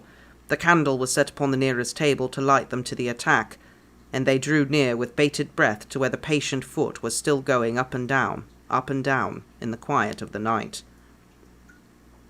"Jekyll!" cried Utterson with a loud voice. "I demand to see you." He paused a moment, but there came no reply. "I give you fair warning. Our suspicions are aroused, and I must and shall see you," he resumed. "If not by fair means, then by foul. If not of your own consent, then by brute force." "Utterson," said the voice, "for God's sake, have mercy." "Oh, that's not Jekyll's voice, it's Hyde's!" cried Utterson. "Down with the door, Poole." Poole swung the axe over his shoulder. The blow shook the building, and the red baize door leaped against the lock and hinges. A dismal screech, as of mere animal terror, rang from the cabinet. Up went the axe again, and again the panels crashed and the frame bounded. 4 times the blow fell, but the wood was tough, and the fittings were of excellent workmanship, and it was not until the 5th that the lock burst and the wreck of the door fell inwards on the carpet. The besiegers, appalled by their own riot and the stillness that had succeeded, stood back a little and peered in. There lay the cabinet before their eyes in the quiet lamplight, a good fire glowing and chattering on the hearth, the kettle singing its thin strain, a drawer or two open, papers neatly set forth on the business table, and nearer the fire, the things laid out for tea. The quietest room, you would have said, and but for the glazed presses full of chemicals, the most commonplace that night in London. Right in the middle there lay the body of a man sorely contorted and still twitching. They drew near on tiptoe, turned it on its back, and beheld the face of Edward Hyde. He was dressed in clothes far too large for him, clothes of the doctor's bigness. The chords of his face still moved with a semblance of life, but life was quite gone, and by the crushed phial in the hand and the strong smell of kernels that hung upon the air, Utterson knew that he was looking on the body of a self-destroyer. "We've come too late," he said sternly, "whether to save or punish. Hyde is gone to his own account, and it only remains for us to find the body of your master." The far greater proportion of the building was occupied by the theatre, which filled almost the whole ground story and was lighted from above, and by the cabinet, which formed an upper story at one end and looked down upon the court. A corridor joined the theatre to the door on the by-street, and with this the cabinet communicated separately by a second flight of stairs. There were besides a few dark closets and a spacious cellar. All these they now thoroughly examined. Each closet needed but a glance, for all were empty, and all, by the dust that fell from their doors, had stood long unopened. The cellar, indeed, was filled with crazy lumber, mostly dating from the times of the surgeon who was Jekyll's predecessor, but even as they opened the door, they were advertised of the uselessness of further search by the fall of a perfect mat of cobweb which for years had sealed up the entrance. Nowhere was there any trace of Henry Jekyll, alive or dead. Poole stamped on the flags of the corridor. "He must be buried here," he said, hearkening to the sound. "Or he may have fled," said Utterson, as he turned to examine the door in the by-street. It was locked, and lying nearby on the flags they found the key, already stained with rust. "This does not look like use," observed the lawyer. "Use?" echoed Poole. "Do you not see, sir, it is broken, much as if a man had stamped on it?" "Aye," continued Utterson, "and the fractures too are rusty." The two men looked at each other with a scare. "This is beyond me, Poole," said the lawyer. "Let us go back to the cabinet." They mounted the stair in silence, and still with an occasional awestruck glance at the dead body, proceeded more thoroughly to examine the contents of the cabinet. At one table there were traces of chemical work, various measured heaps of some white salt being laid on glass saucers, as though an experiment in which the unhappy man had been prevented. "That is the same drug I was always bringing him," said Poole, and even as he spoke the kettle, with a startling noise, boiled over. This brought them to the fireside, where the easy-chair was drawn cosily up, and the tea-things stood ready to the sitter's elbow, the very sugar in the cup. There were several books on a shelf. One lay beside the tea-things open, and Utterson was amazed to find it a copy of a pious work, for which Jekyll had several times expressed a great esteem, annotated in his own hand with startling blasphemies. Next, in the course of their review of the chamber, the searchers came to the cheval glass, in whose depths they looked with an involuntary horror. But it was so turned as to show them nothing but the rosy glow playing on the roof, the fire sparkling in 100 repetitions along the glazed front of the presses, and their own pale and fearful countenances stooping in to look. "This glass has seen some strange things, sir," whispered Poole.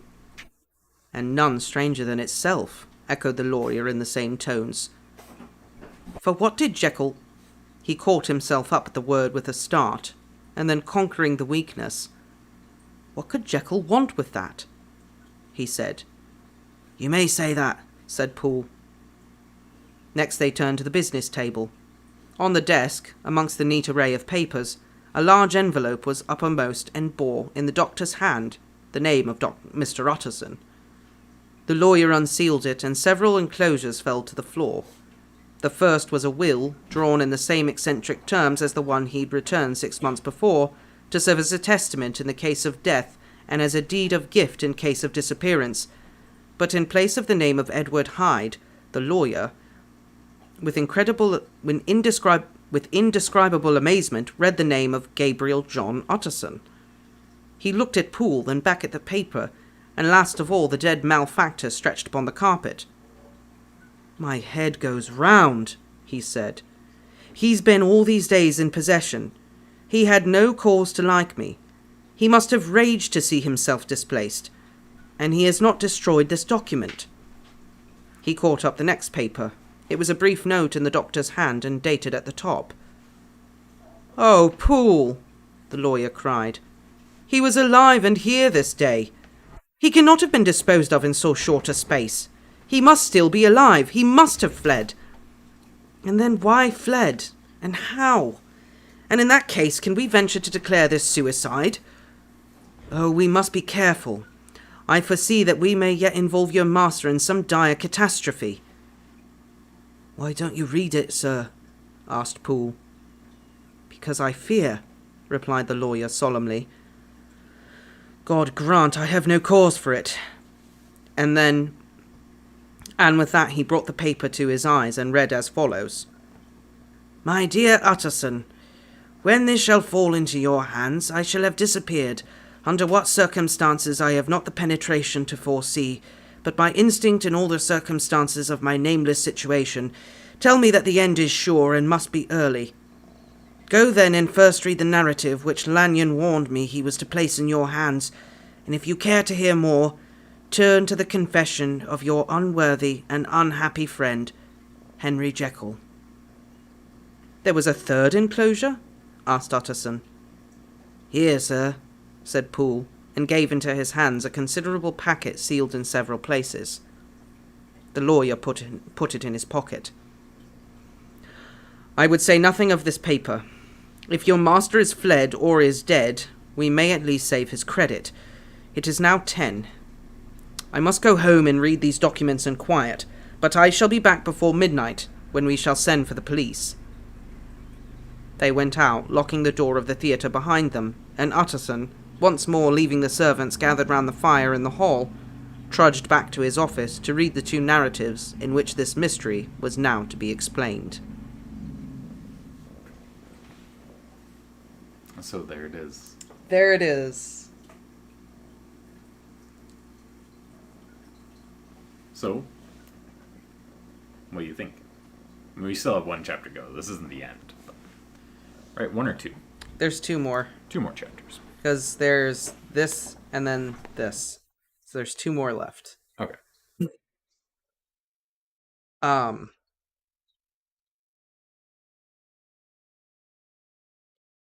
I kind of figured he was going to kill himself. Yeah? Yeah. Couldn't take it no more. Because he couldn't change back. He was stuck as Hyde. And he knew it was coming. Forever As Edward Hyde. And he was like, F this, I don't want to live anymore. Because Henry Jekyll played the game of fuck around and find out. Oh, and he found out. And he found out big time. And whatever that drug was helped him, like, change back. But, it stopped working. It stopped working, or he needed more of it, or something, and maybe he was becoming Hyde for longer and longer, and it wasn't going away, and then he knew eventually he was just going to completely turn into Hyde, and it was going to be awful, and he just figured, I can't get my stuff, I'm just going to kill myself. This whole representation of drug abuse. Yeah. Drug addiction. Very much. It's very much like... Starts out fun, but then you need more, and more, and more, and then the more doesn't do anything. And then you become a shallow... Mr. Hyde. Yeah. Hull of what you once were. You become a Hyde of the man that you once were. Right. Yeah. We are live, Tom. And Dan, if you're doing it on your phone, look up the web browser Opera. It has a built-in ad blocker and stuff, and it does work on YouTube. So if you did want to save some money and just not have ads and that sort of thing, it's a great way to go. Hi, Patrick. Hey, Patrick, welcome. Welcome back. I'm just going to get a quick drink of water before we read the last 2. Okay. I mean, the coffee's good, but I want a little... Something that doesn't make you jittery? I just need to stand up, take 5, because that was a lot of reading all at once. Well, she has the day off, and so do I, but I took this and I have this week off. We didn't I had a vacation this week. So kind of wanted to make up for it. Yeah. So it just happened to fall on her day off, and I've been off. And so, yeah, there it is. Not that I really feel like I've had a week off. Ramona got sick at the beginning of this week, so it's been a very stressful vacation. Good thing you have more time, so you can take more time off before the end of the year. Yeah, that's true. I do have a ridiculous amount of time because I haven't taken any time off yet. You should just use it. Take a long weekend or something. I could pretty much I should just take every Monday and Friday off for the rest of the year. I mean, people in this do that all the time. Well, there's one person in my office who kind of does that. She like leaves at 3 every day. Glad to hear you're doing better, Dan. Whiskey, the original panacea. A major complaint, Tom. What is that?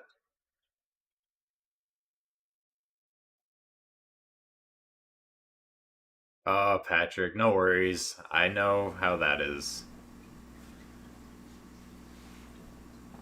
Sometimes you just have those days where it just seems like work never ends. Sorry, I'll be right back. I just needed to coming back. Like sometimes you have those weeks where it seems like work would never end.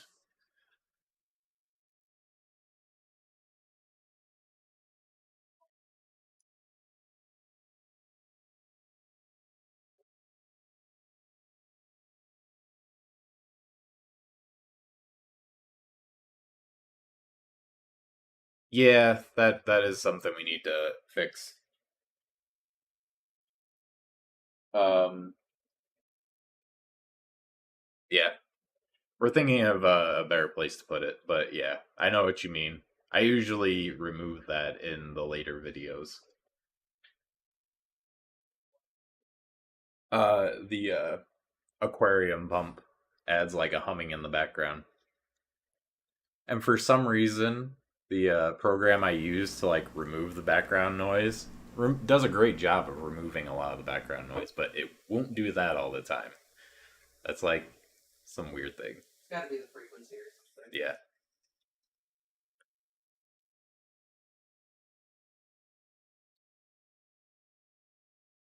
I can't believe how bad I am. Sorry, Tom.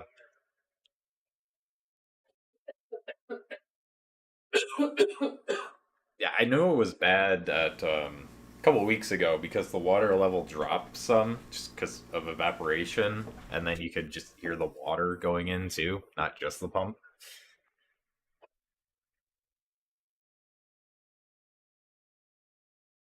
Yeah, OBS's sound cancellation sucks for sure. I actually use NVIDIA Broadcast cancellation, which is a relatively good like noise canceling system because for the most part it will cancel out like any sort of noises like if someone's mowing outside or if cars going by, even when like Bailey's barking or the cats are fighting, it usually cancels it out. All right. But it's something with the fish tank. It just doesn't do it.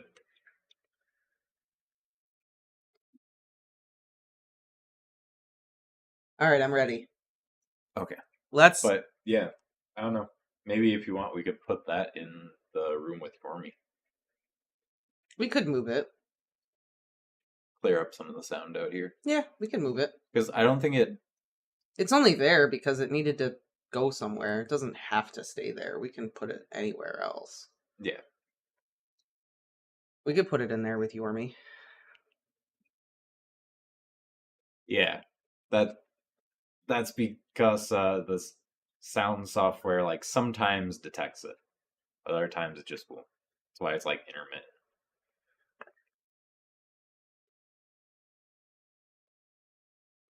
But yeah, that's something I've noticed, just haven't gotten around to fix it. You alright, Lola? Alright, are we ready? Yeah, unless you had anything else to say about this chapter. No, it was pretty straightforward. It was a big ol'... It was kind of a big old climax. It's so funny to read older horror and like, get an axe, get a poker, let's go. It's also... It is the same house as when we started Harry Potter. It's just a different room. Yeah. We just migrated out here. Viserion fell over. So the 3 dragons are there, but zombie Viserion has still fallen over. Alright, here we go. Dr. Lanyon's narrative. On the 9th of January, now 4 days ago, I received by the evening delivery a registered envelope, addressed in the hand of my colleague and old-school companion, Henry Jekyll. I was a good deal surprised by this, for we were by no means in the habit of correspondence. I'd seen the man, dined with him indeed the night before, and I could imagine nothing in our intercourse that should justify formality of registration. The contents increased my wonder, for this is how the letter ran. 10th of December, 18... Dear Lanyon, you are one of my oldest friends, and although we can't have differed at times on scientific questions, I cannot remember, at least on my side, any break in our affection. Well, should I read that in his voice, or should I just read it? Why not in his voice? Whatever you feel comfortable with. Oh, and thank you, Caitlin. Actually, the next All the Young Dudes Read Along will be up. Well, I'm gonna say tonight. It's just a really big video, so the upload's gonna take a while. Dear Lanyon, you are one of my oldest companions, and although we may have differed at times on scientific questions, I cannot remember, at least on my side, any break in our affection. There was never a day when, if you had said to me, Jekyll, my life, my honour, my reason depend on you, I would not have sacrificed my left hand to help you, Lanyon. My life, my honour, my reason are all at your mercy. If you fail me tonight, I am lost. You might suppose, after this preface, that I'm going to ask you for something dishonourable to grant. Judge for yourself. I want you to postpone all other engagements for tonight. Even if you were summoned to the bedside of an emperor, to take a cab, unless your carriage should actually be at the door, and with this letter in your hand for consultation, to drive straight to my house. Poole, my butler, has his orders. You will find him waiting your arrival with a locksmith. The door of my cabinet is then to be forced, and you are to go in alone, to open the glazed press, letter E, on the left hand, breaking the lock if it be shut, and to draw out, with all its contents as they stand, the fourth drawer from the top, or, which is the same thing, the third from the bottom. In my extreme distress of mind, I have a morbid fear of misdirecting you, but even if I am in error, you may know the right drawer by its contents. Some powders, a file, and a paper book. This drawer I beg of you to carry back with you to Cavendish Square, exactly as it stands. This is the first part of the service. Now the second. You should be back, if you set out at once upon receipt of this, long before midnight. But I will leave you that moment of margin, not only in the fear of one of those obstacles that can neither be prevented nor foreseen, but because an hour when your servants are in bed is to be preferred that will be for what will then remain to do. At midnight, then, I have to ask you to be alone in your consulting room, to admit with your own hand into the house a man who will present himself in my name, and to place in his hands the drawer which you will have brought with you from my cabinet. Then you will have played your part and earned my gratitude completely. 5 minutes afterwards, if you insist upon an explanation, you will have understood that these arrangements are of capital importance, and that by the neglect of one of them, fantastic as they may appear, you might have charged your conscience with my death, or the shipwreck of my reason. Confident as I am you will not trifle with this appeal. My heart sinks and my hand trembles at the bare thought of such a possibility. Think of me at this hour in a strange place, labouring under a blackness of distress that no fancy can exaggerate, and you are well aware that, if you will but punctually serve me, my troubles will roll away like a story that is told. Serve me, my dear Lanyon, and save your friend, H.J. P.S. I had already sealed this up when a fresh terror struck upon my soul. It is possible that the post office may fail me, and this letter may not come into your hands until tomorrow morning. In that case, my dear Lanyon, do my errand when it shall be most convenient for you in the course of the day, and once more expect my messenger at midnight. It may then be already too late, and if that night falls without event, you'll know you have seen the last of Henry Jekyll. Upon reading this letter, I made sure my colleague was insane, but till that was proved beyond the possibility of doubt, I felt bound to do as he requested. The less I understood of this farrago, the less I was in a position to judge of its importance, and an appeal so worded could not be set aside without a grave responsibility. I rose accordingly from the table, got into a hansom, and drove straight to Jekyll's house. The butler was awaiting my arrival. He had received by the same post as mine a registered letter of instruction, and had sent at once for a locksmith and a carpenter. The tradesman came while we were yet speaking, and we moved in a body to old Dr. Denman's surgical theatre, from which, as you are doubtless aware, Jekyll's private cabinet is most conveniently entered. The door was very strong, the lock excellent. The carpenter avowed he would have great trouble and have to do much damage, if force were to be used, and the locksmith was near despair. But this last was a handy fellow, and after 2 hours' work, the door stood open. The press marked E was unlocked, and I took out the drawer, had it filled up with straw and tied in a sheet, and returned with it to Cavendish Square. Here I proceeded to examine its contents. The powders were neatly enough made up, but not with the nicety of the dispensing chemist, so that it was plain that they were of Jekyll's private manufacture, and when I opened one of the wrappers, I found what seemed to me a simple crystalline salt of a white colour. The phial to which I next turned my attention might have been about half full of a blood-red liquor, which was highly pungent to the sense of smell, and seemed to me to contain phosphorus and some volatile ether. At the other ingredients I could make no guess. The book was an ordinary version book, and contained little but a series of dates. These covered a period of many years, but I observed that the entries ceased nearly a year ago, and quite abruptly. Here and there a brief remark was appended to a date, usually no more than a single word, double, occurring perhaps 6 times in a total of several hundred entries, and once very early in the list, and all followed by several marks of exclamation, "Total failure!" All this, though it whetted my curiosity, told me little was definite. that was definite. Here were a phial of some salt, and the record of a series of experiments that had led, like too many of Jekyll's investigations, to no end of practical usefulness.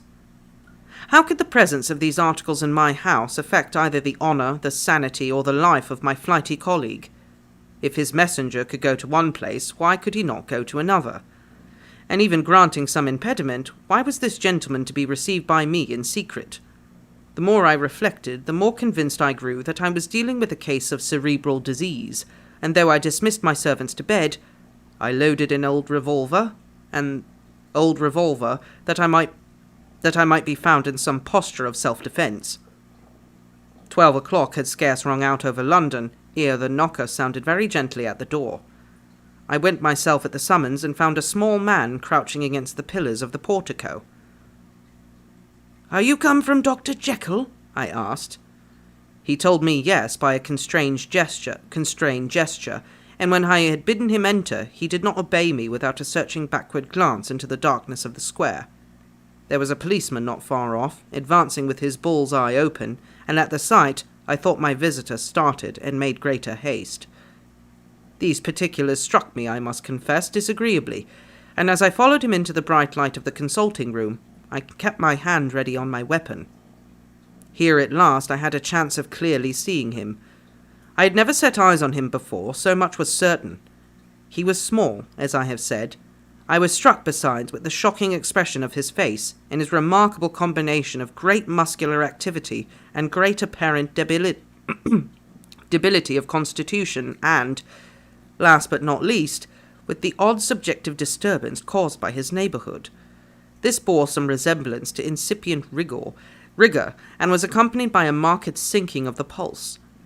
At the time I set it down to some idiosyncratic personal distaste, and merely wondered at the acuteness of the symptoms, but I have since had reason to believe the cause to lie much deeper in the nature of man, and to turn on some nobler hinge than the principle of hatred.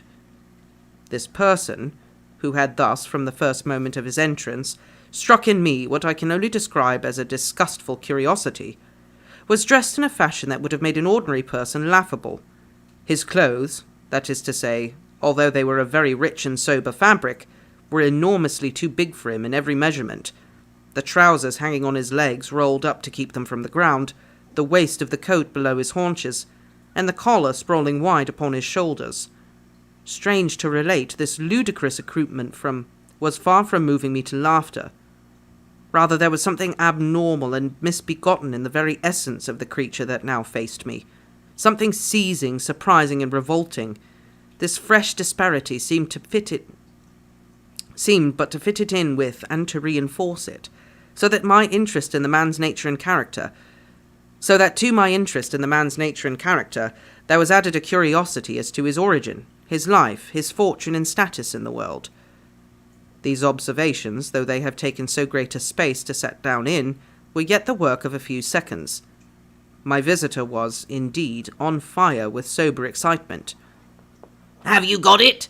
he cried. "Have you got it?" And so lively was his impatience that he even laid his hand upon my arm and brought to shake me. I put him back, conscious at his touch of a certain icy pang along my blood. "Come, sir," said I, "you forget that I have not yet the pleasure to make your acquaintance. Be seated, if you please." And I showed him an example and sat down myself in my customary seat, with as fair an imitation of my ordinary manner to a patient as the lateness of the hour, the nature of my preoccupations, and the horror I had of my visitor would suffer me to muster. "I beg your pardon, Dr. Lanyon," he replied civilly enough. "What you say is very well founded, and my impatience has shown its heels to my politeness.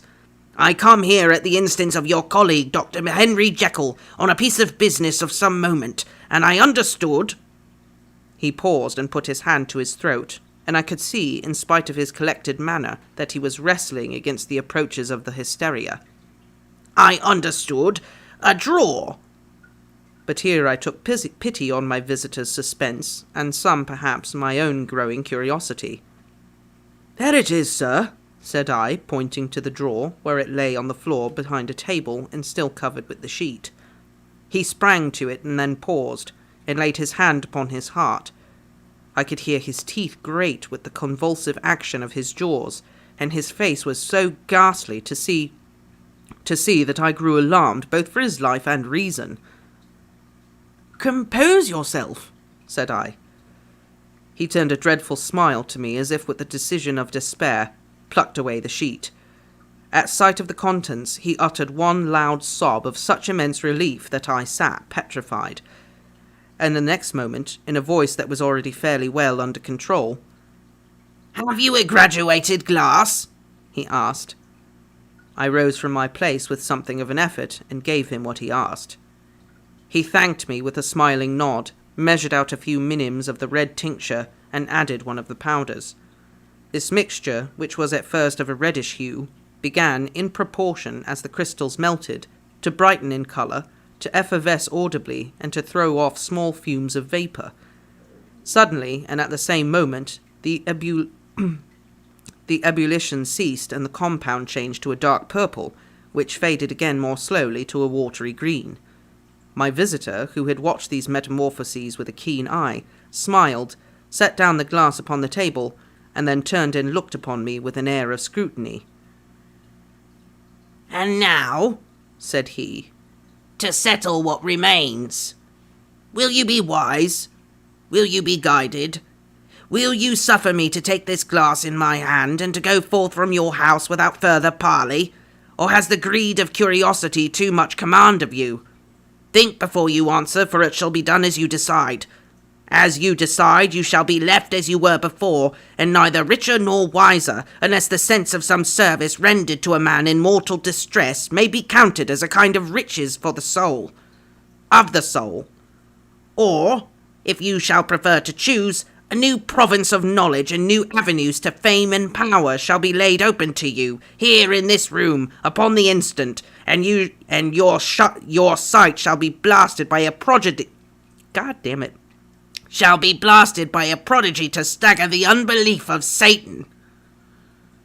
"Sir," said I, affecting a coolness that I was far from truly possessing, "you speak enigmas, and you will perhaps not wonder that I hear you with no very strong impression of belief.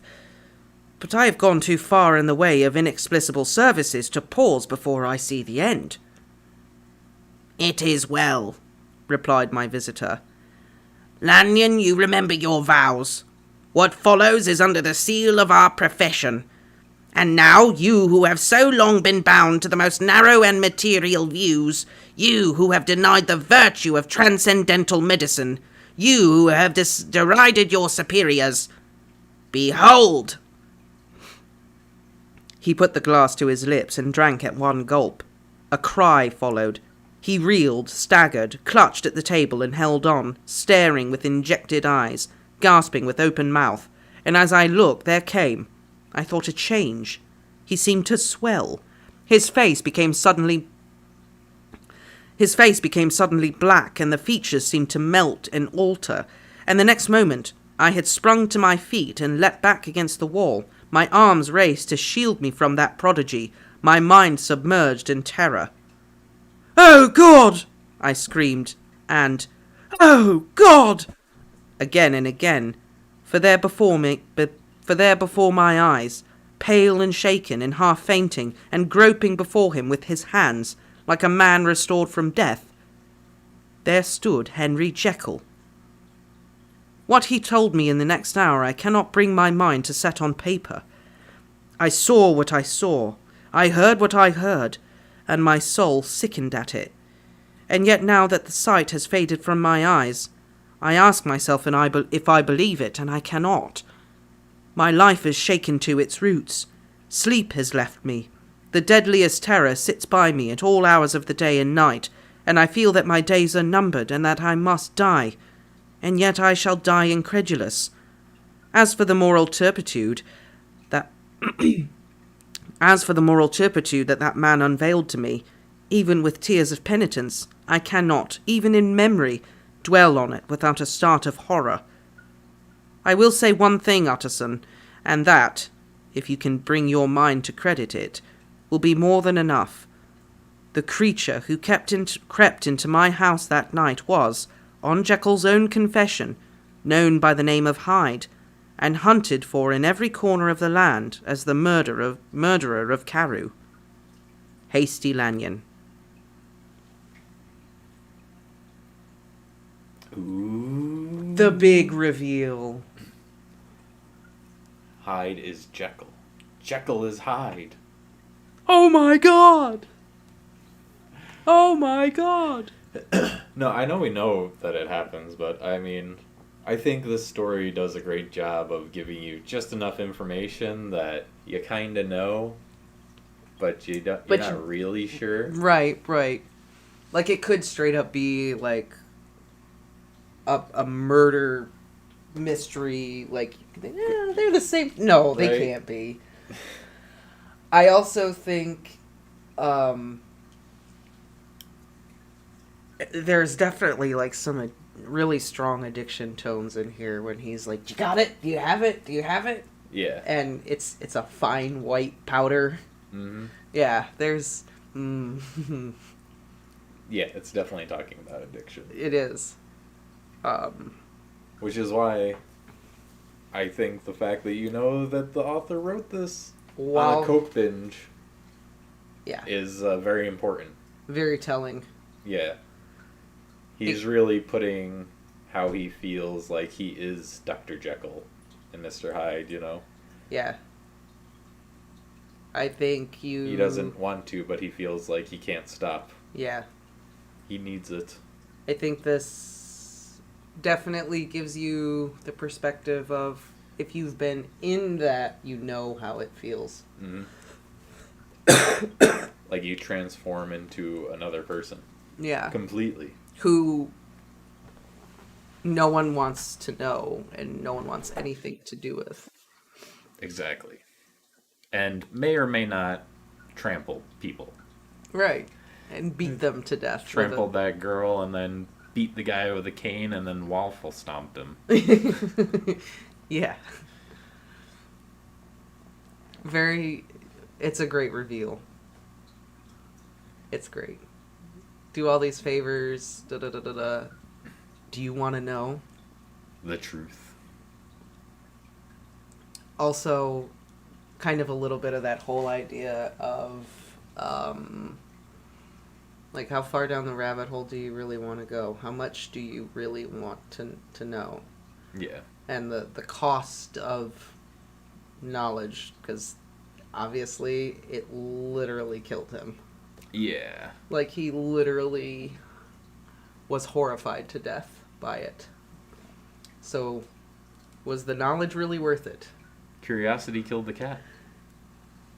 And the doctor in this case. And the doctor, who did not have 9 lives. No. Right, Doda? Well, now we know. Doctors don't have 9 lives, so Nope, they do not. learn that.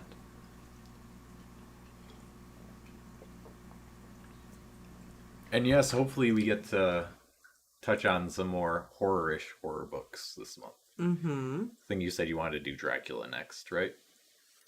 Dracula or Frankenstein, yeah. One of the two. Well, we were just talking about Frankenstein. We were. We could do either one next. I am down for either one. Oh, Can do the comparison. How much did young Frankenstein get right? Dracula too. How much of the book relates to The movie? I'll have to go back and watch the movie. There's so many movies though. So many Dracula movies. Which one would you say is the best? I would watch like the original black and white. Which one is closest to the book? Yeah. Honestly, the one that I've seen that's closest to the actual novel is probably the one from like, it's like the late 80s, early 90s that Francis Ford Coppola did with Gary Oldman and Winona Ryder and Keanu Reeves. Oh, I'm in. That one's probably the most book accurate. All right. Well, I guess that's our go-to reference. But Frankie first, Dracula second. have you ever read Hound of the Baskervilles? I have never read any Sherlock Holmes. But I also really like Nosferatu. It's really good. That's old. Yeah, it's called Bram Stoker's Dracula. I think that's what the movie's called. But Keanu Reeves plays Jonathan Harker. Winona Ryder plays Mina. I'm surprised Keanu Reeves didn't play Dracula. Anthony Just Hopkins 'cause is in it too, I think. There's that meme around the internet that Keanu Reeves is a vampire. Anthony Hopkins plays Van Helsing, I think. Gary Oldman plays Dracula. Oh. It's good, but it's also not. So good. Hugh Jackman doesn't play Dracula in this one? Or not Dracula, Van Helsing? No. I saw that movie not too long ago. It was so bad. Van Helsing. Oh, it was awful. It was so bad. So terrible. I do like the Universal Monsters Dracula with Bela Lugosi. It's a classic. It's good. Dracula's Guest. I have not read that. Neither have I. Maybe that's a good one to read then. Something we both haven't. It's probably not in the public domain. Fair enough. Yeah. You're right. Frankenstein. Rotten Milk says, read Frankenstein and then read Dracula.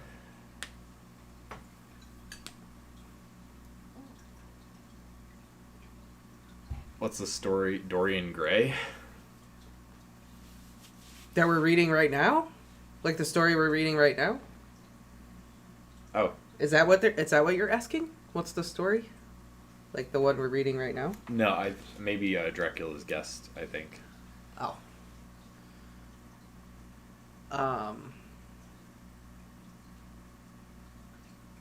I've never read The Picture of Dorian Gray. That could be good. Yeah, that's the story. The Picture of Dorian Gray. Yeah. Yep. I just have never read that one.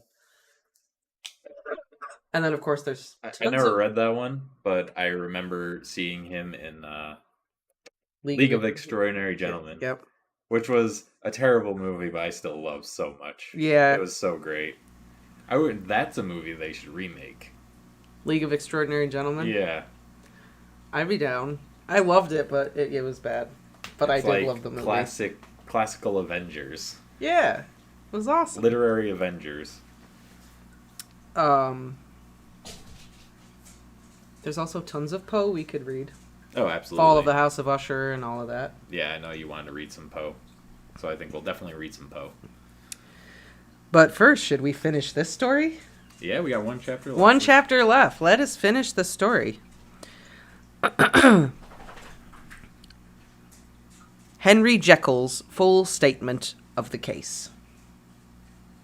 So the true account. The true account of what has happened. Are you ready, Lola? Don't be too scared. It's gonna be okay, Adoda. Did you hear that? Yeah, that was almost a growl. It was.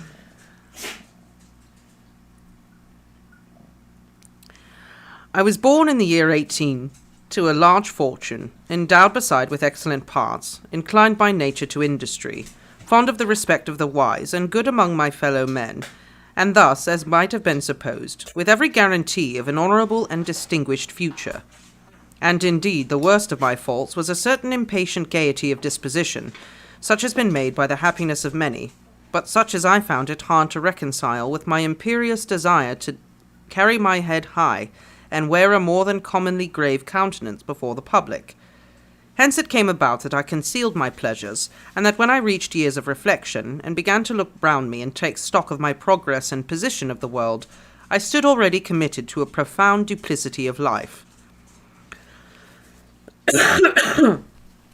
Many a man would have even blazoned such irregularities as I was guilty of, but from the high views that I had set before me, I regarded and hid them with an almost morbid sense of shame.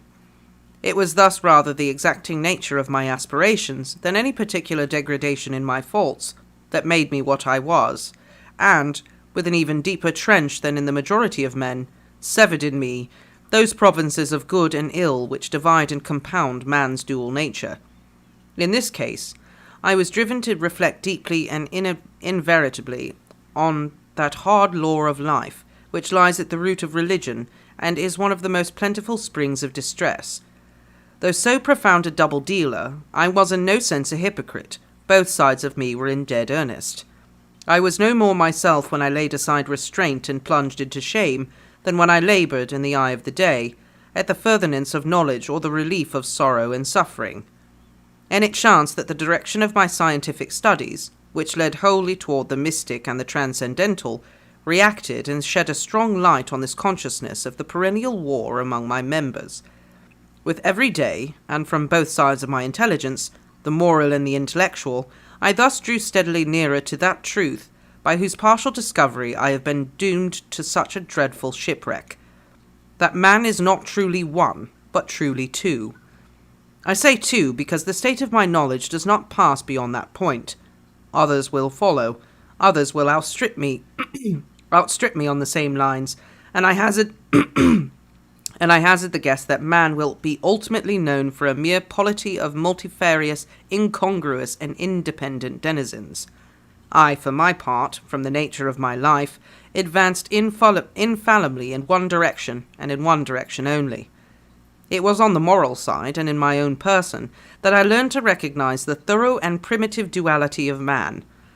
I saw that, of the two natures that contended in the field of my consciousness, even if I could rightly be said to be either, it was only because I was radically both, and from an early date, even before the course of my scientific discoveries had begun to suggest the most naked possibility of such a miracle, I had learned to dwell with pleasure, as a beloved daydream, on the thought of the separation of these elements. If each, I told myself, could be housed in separate identities, life would be relieved of all that was unbearable. The unjust might go his way, delivered from the aspirations and remorse of his more upright twin, and the just could walk steadfastly and securely on his upward path, doing the good things in which he found his pleasure, and no longer exposed to disgrace and penitence by the hands of this extraneous evil. It was the curse of mankind that these incongruous faggots were thus bound together, that in the agonized womb of consciousness these polar twins should be continuously struggling. How then were they disassociated? I was so far in my reflections when, as I have said, a sidelight began to shine upon the subject from the laboratory table. I began to perceive more deeply than it has ever been stated the trembling immaterially, the mist-like transience, of the seemingly so solid body in which we walk attired. Certain agents I have found the power to shake and pluck back that fleshly vestment, even as a wind might toss the curtains of a pavilion. For two good reasons I will not enter deeply into the scientific branch of my confession. First, because I have been made to learn that doom and burthen of our life is bound forever on man's shoulders, and when the attempt is made to cast it off, it but returns upon us with more unfamiliar and more awful pressure. Second, because as my narrative will make, alas, too evident, my discoveries were incomplete. Even then, that I only recognize my natural body from the mere aura and effulgence of the certain powers that make up my spirit, but manage to compound a drug by which these powers should be dethroned from their supremacy, and a second form and countenance substituted, none the less natural to me because they were the expression, and bore the stamp of lower elements of my soul. I hesitated long before I put this theory to the test of practice. I knew well that I risked death, for any drug that so potently controlled and shook the very fortress of identity might, by the very least scruple of an overdose, or at the least inopportunity in the moment of exhibition, utterly blot out that immaterial tabernacle which I looked to it to change. But the temptation of a discovery so singular and profound at last overcame the suggestion of alarm. I had long since prepared my tincture.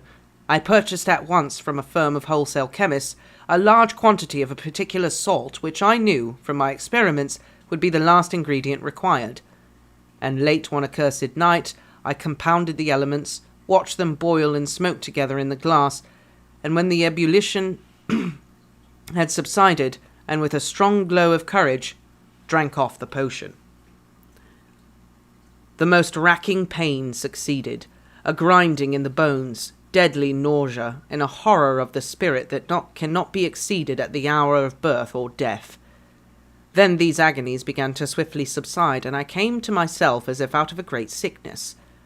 There was something strange in my sensations, something indescribably new, and from its very novelty, incredibly sweet.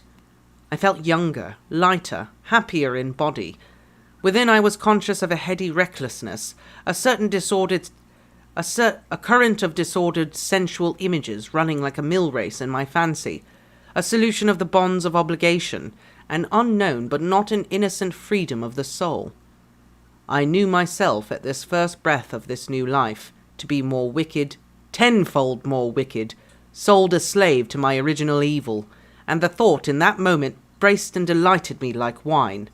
I stretched out my hands, exulting in the freshness of these sensations, and in the act, I was suddenly aware that I had lost in stature. There was no mirror at this date in my room, which sits beside me as I write, was brought there later on, and for the very purpose of these transformations. The night, however, was far gone into the morning. The morning, black as it was nearly ripe for the conception of the day. The inmates of my house were locked in the most righteous hours of slumber, and I determined, flushed as I was with hope and triumph, to venture in my new shape as far as my bedroom. As far as to go to my bedroom. I crossed the yard, wherein the constellations looked down upon me, I would have thought, with wonder, the first creature of that sort that their unsleeping vigilance had yet disclosed to them.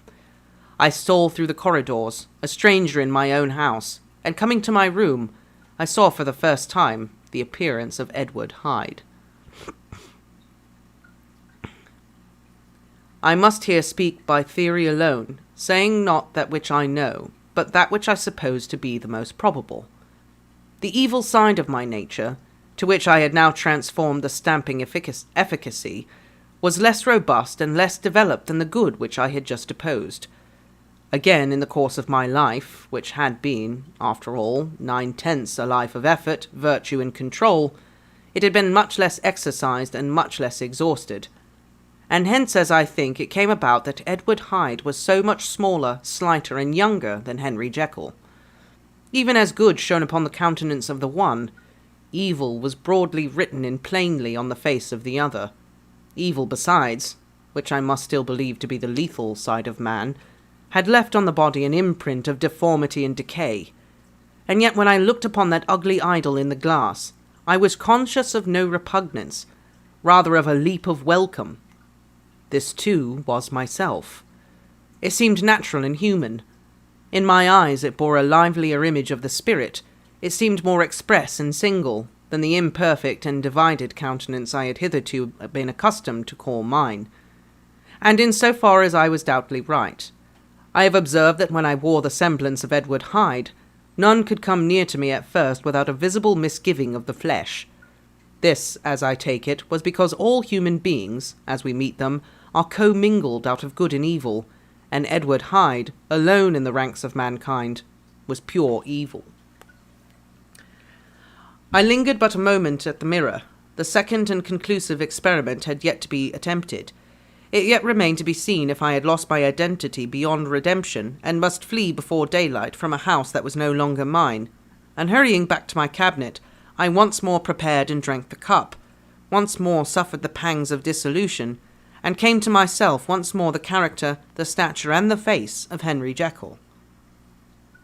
That night I had come to the fatal crossroads. Had I approached my discovery in a more noble spirit, had I risked the experiment while under the empire of generous or pious aspirations, all must have been otherwise, and from these agonies of death and birth, I had come forth an angel instead of a fiend. The drug had no discrimination action. It was neither diabolical nor divine. It but shook the doors of the prison house of my disposition, and like the captives of Philippi, that which stood within ran forth.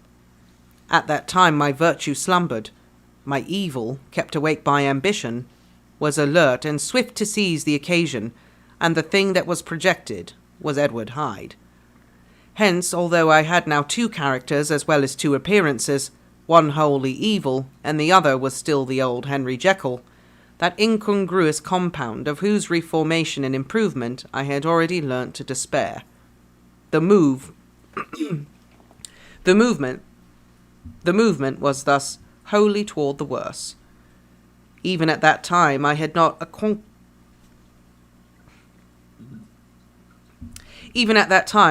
conquered my aversions to the dryness of a life of study.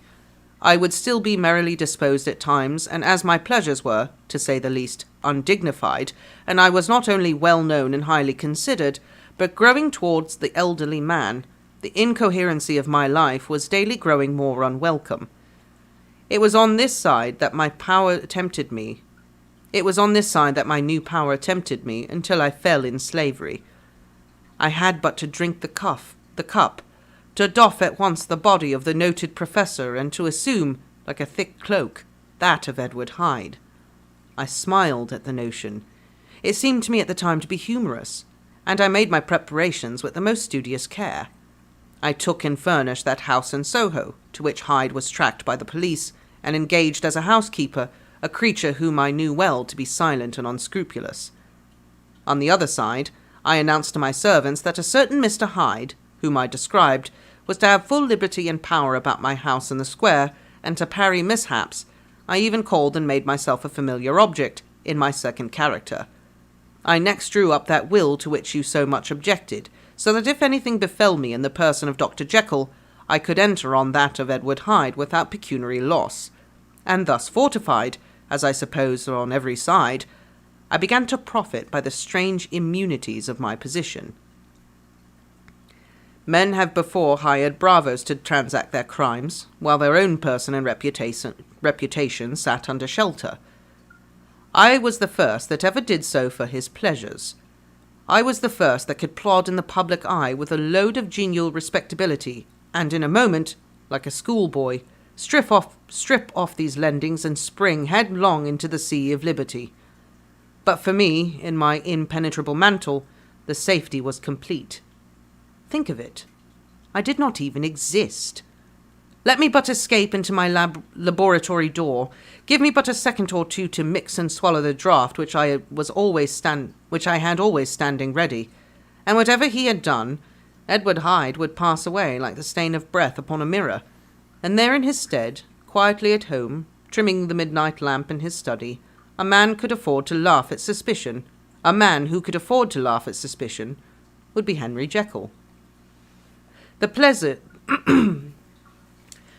pleasures which I made haste to seek in my disguise were, as I have said, undignified. I could scarce use a harder term. But in the hands of Edward Hyde, they would soon turn toward the monstrous. When I would come back from these excursions, I was often plunged in a kind of wonder at my vicarious depravity. This familiar that I called out of my own soul and set forth alone to do his good pleasure was a being inherently malign and villainous, his every act and thought centered on self, drinking pleasure with bestial avidity from any degree of torture to another, relentless like a man of stone. Henry Jekyll stood at times aghast before the acts of Edward Hyde, but the situation was apart from ordinary laws and insidiously relaxed in the grasp of conscience. It was Hyde, after all, and Hyde alone, that was guilty. Jekyll was no worse. He woke up yet again to his good qualities seemingly unimpaired.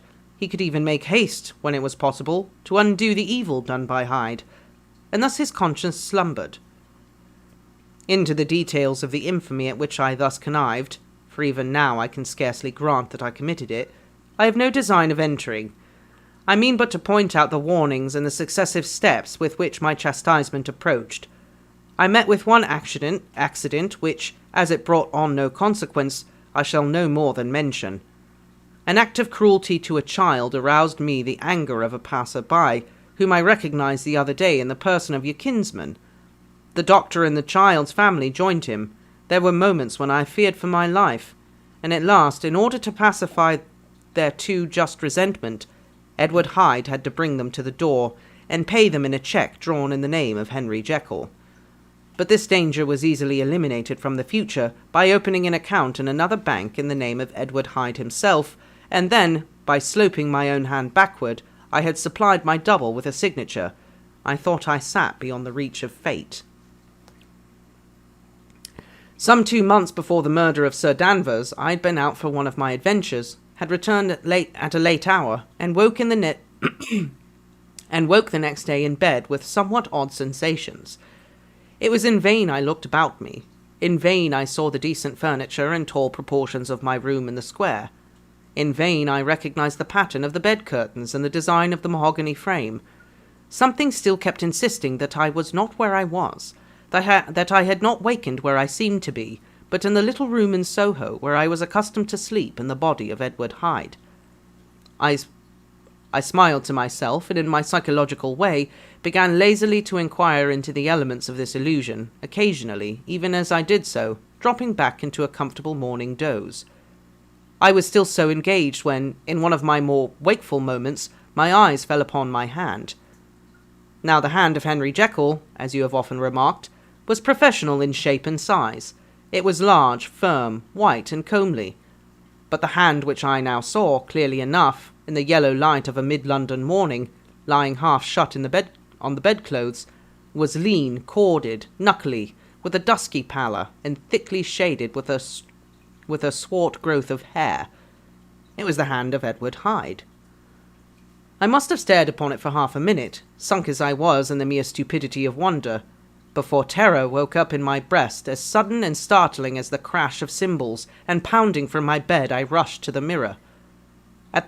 At the sight that met my eyes, my blood was changed into something exquisitely thin and icy. Yes, I had gone to bed Henry Jekyll. I had awakened Edward Hyde. How was this to be explained? I asked myself, and then, with another bound of terror, how was it to be remedied? It was well on in the morning. The servants were up. All my drugs were in the cabinet. A long journey down 2 pairs of stairs, through the back passage, across the open court, and through the anatomical theatre, from where I was then standing horror-struck. It might indeed be possible to cover my face, but of what use was that? When was I unable to conceal the alteration in my stature?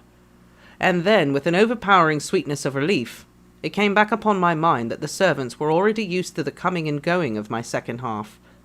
I'd soon dressed, as well as I was able, in clothes of my own size, had soon passed through the house, where Bradshaw stared and drew back at seeing Mr. Hyde at such an hour and in such a strange array, and 10 minutes later Dr. Jekyll had returned to his own shape and was sitting down, with a darkened brow, to make a feint of breakfasting. Small indeed was my appetite. This inexplicable incident, this reversal of my previous experience seemed, like the Babylonian finger on the wall, to be spelling out the letters of my judgment, and I began to reflect more seriously than ever before on the issues and possibilities of my double existence. That part of me which I had power of projecting had been lately much exercised and nourished. It had seemed to me of late as though the body of Edward Hyde had grown in stature, as though, when I wore that form, I was conscious of a more generous tide of blood, and I began to spy a danger that, if this were much prolonged, the balance of my nature might be permanently overthrown, the power of voluntary change forfeited, and the character of Edward Hyde become irrevocably mine. The power of the drug had not been always equally displayed. Once, very early in my career, it had totally failed me. Since then I had been obliged on more than one occasion to double, and once, with infinite risk of death, to treble that amount, and these rare uncertainties had cast hitherto the sole shadow on my contentment. Now, however, and in the light of that morning's accident, I was led to remark that whereas in the beginning the difficulty had been to throw off the body of Jekyll, it had of late gradually but decidedly transferred itself to the other side. All things therefore seemed to point to this, that I was slowly losing hold of my original and better self, and becoming slowly incorporated with my second and worse. Between these two I now felt I had to choose. My two natures had memory in common, but all other faculties were most unequally shared between them. Jekyll, who was composite, now with the most sensitive apprehensions, now with a greedy gusto, projected and shared in the pleasures and adventures of Hyde. But Hyde was indifferent to Jekyll, or but remembered him as the mountain bandit remembers the cavern in which he conceals himself from pursuit. Jekyll had more than a father's interest. Hyde had more than a son's indifference. To cast in my lot with Jekyll was to die to those appetites which I had long secretly indulged and had of late begun to pamper. To cast in with Hyde was to die to 1,000 interests and aspirations, and to become at a blow and forever despised and friendless. The bargain might appear unequal, but there was still another consideration in the scales. For while Jekyll would suffer smartingly in the fires of abstinence, Hyde would not be even conscious of all that he had lost. Strange as my circumstances were, the terms of this debate were as old and commonplace as man. Much the same inducements and alarms cast the die for any tempted and trembling sinner, and it fell out with me, as it falls out with so vast a majority of my fellows, that I chose the better part, and was found wanting in the strength to keep to it. Yes, I preferred the elderly and discontented doctor, surrounded by friends and cherishing honest hopes, and bade a resolute farewell to the liberty, the comparative youth, the light step, leaping impulses, and secret pleasures that I enjoyed in the disguise of Hyde. I made this choice perhaps with some unconscious reservation, for I neither gave up the house in Soho, nor destroyed the clothes of Edward Hyde, which still lay ready in my cabinet. For 2 months, however, I was true to my determination. For 2 months I led a life of such severity as I had never before attained to, and enjoyed the compensations of an approving conscience. But time began at last to obliterate the freshness of my alarm. The praises of conscience began to grow into a thing of course.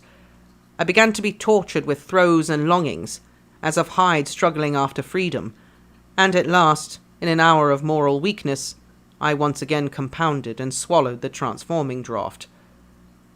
I do not suppose that, when a drunkard reasons with himself upon his vice, he is once out of 500 times affected by the dangers that he runs through his brutish physical insensibility. Neither had I, as long as I had considered my position, made enough allowance for the complete moral insensibility and insensate readiness to evil, which were the leading characters of Edward Hyde. Yet it was by these I was punished. My devil had been long caged. He came out roaring. I was conscious, even when I took the draught, of a more unbridled, a more furious propensity to ill. It must have been this, I suppose, that stirred in my soul that tempest of impatience which I listened to the civilities of my unhappy victim. I declare, at least before God, no man morally sane could have been guilty of that crime upon so pitiful a provocation, and that I struck in no more reasonable spirit than in which a sick child may break a plaything. But I had voluntarily stripped myself of all those balancing instincts by which even the worst of us continues to walk with some degree of steadiness amongst temptations, and in my case, to be tempted, however slightly, was to fall. Instantly the spirit of hell awoke in me and raged. With a transport of glee, I mauled the unresisting body, tasting delight from every blow, and it was not until weariness began to succeed that I was suddenly, in the top fit of my delirium, struck through the heart by a cold thrill of terror. A mist dispersed. I saw my life to be forfeit, and fled from the scene of these excesses, at once glorying and trembling, my lust of evil gratified and stimulated, my love of life screwed to the topmost peg. I ran to the house in Soho, and, to make assurance doubly sure, destroyed my papers.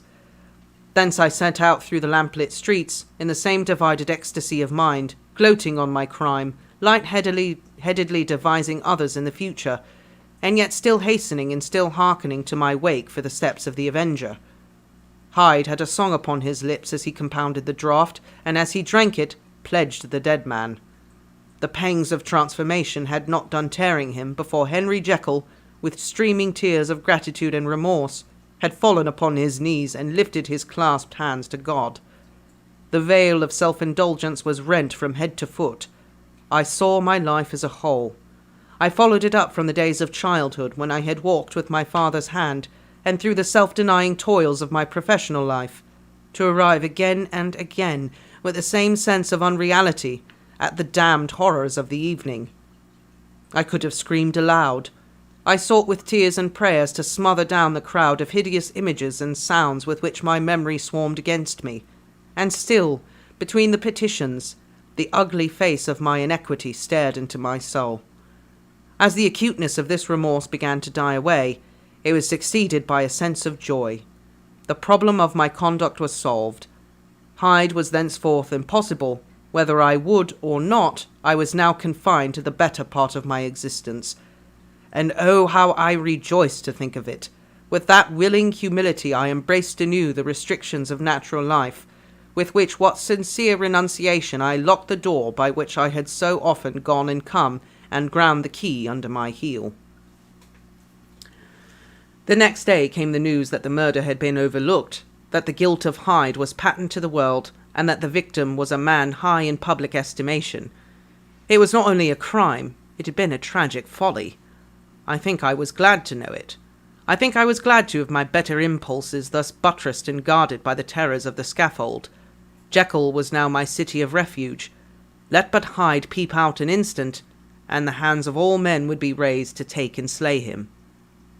I resolved in my future conduct to redeem the past, and I can say with honesty that my resolve was fruitful of some good.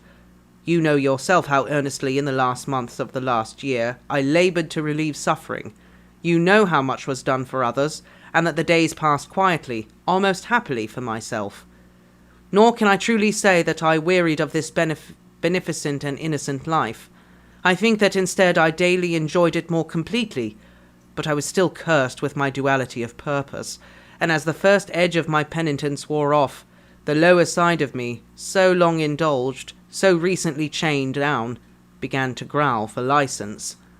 Not that I dreamed of resuscitating Hyde. The bare idea of that would startle me to frenzy.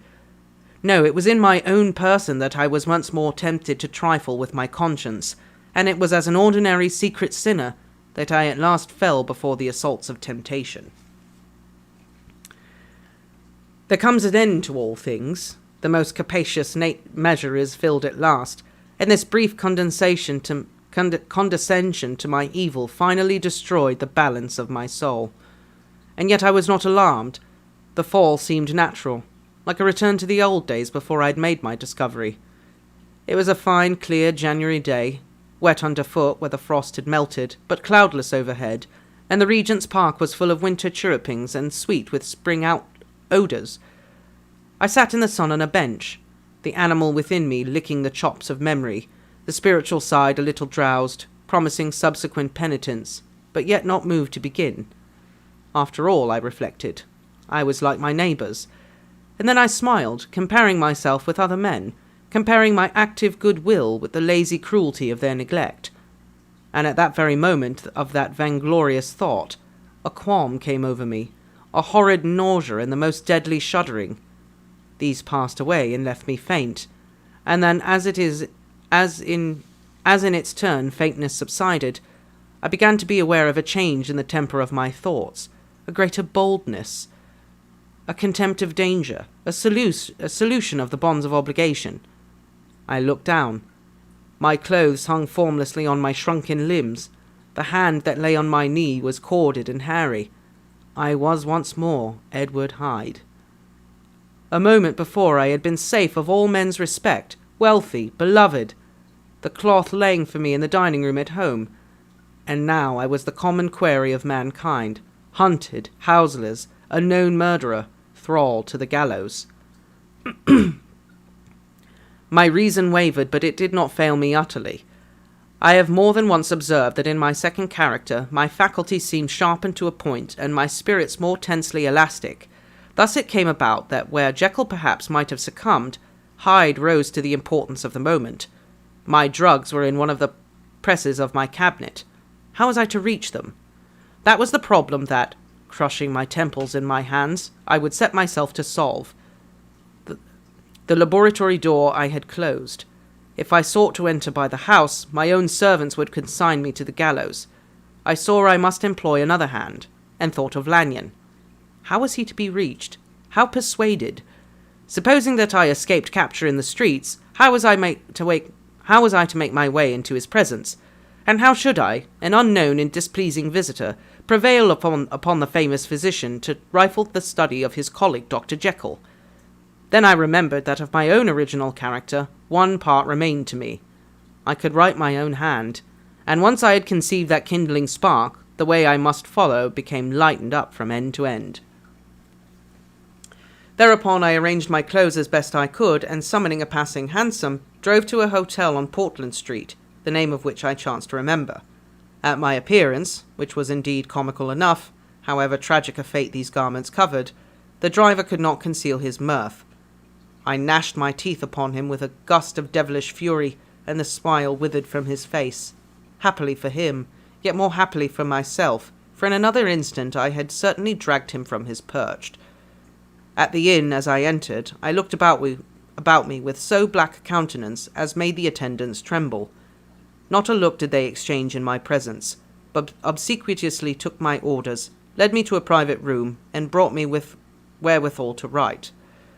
Hyde, in danger of his life, was a creature new to me, shaken with inordinate anger, strung to the pitch of murder, lusting to inflict pain. Yet the creature was astute, mastered his fury with a great effort of the will, composed his 2 important letters, one to Lanyon and one to Poole, and that he might receive actual evidence of their being posted, sent them out with directions that they should be registered. Thenceforward he sat all day over the fire in the private room, gnawing his nails. There he dined, sitting alone with his fears, the waiter visibly quailing before his eye, and thence, when the night was fully come, he set forth in the corner of a closed cab, and was driven to and fro about the streets of the city. He, I cannot say, that child of hell had nothing human, nothing lived at him but fear and hatred, and when at last, thinking the driver had begun to grow suspicious, he discharged the cab and ventured on foot, attired in his misfitting clothes, an object marked out for observation, into the midst of the nocturnal passengers. These 2 base passions raged within him like a tempest. He walked fast, hunted by his fears, chattering to himself, skulking through the less frequented thoroughfares, counting the minutes that still divided him from midnight. Once a woman spoke to him, offering, I think, a box of lights. He smote her in the face, and she fled. When I came to myself at Lanyon's, the horror of my old friend perhaps affected me somewhat.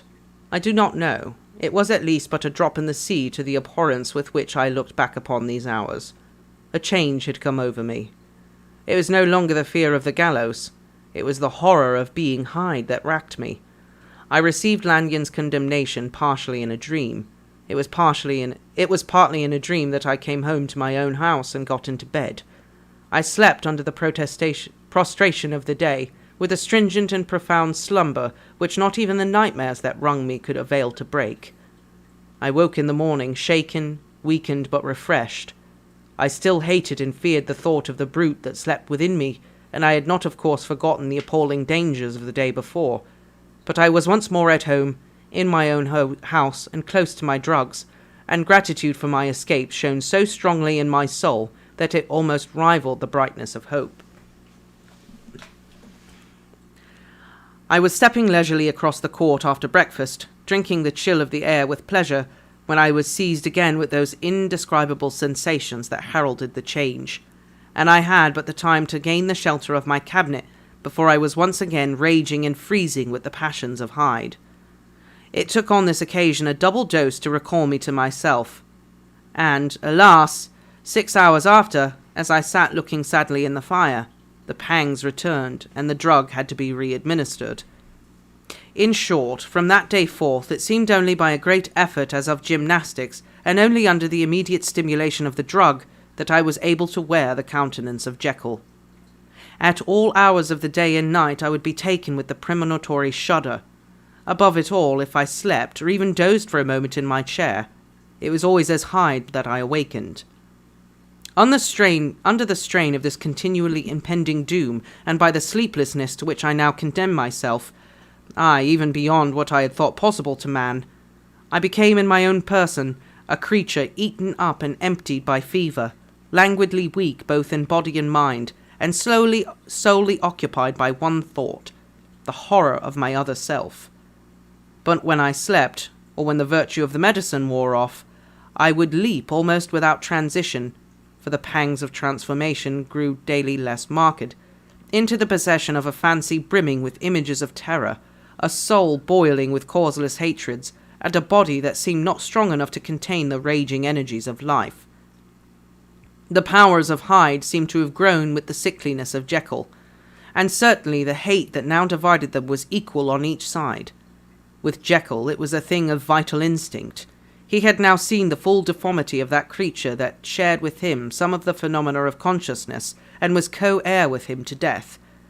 And beyond these links of community, which in themselves made the most poignant part of his distress, he thought of Hyde, for all his energy of life, as of something not only hellish, but inorganic.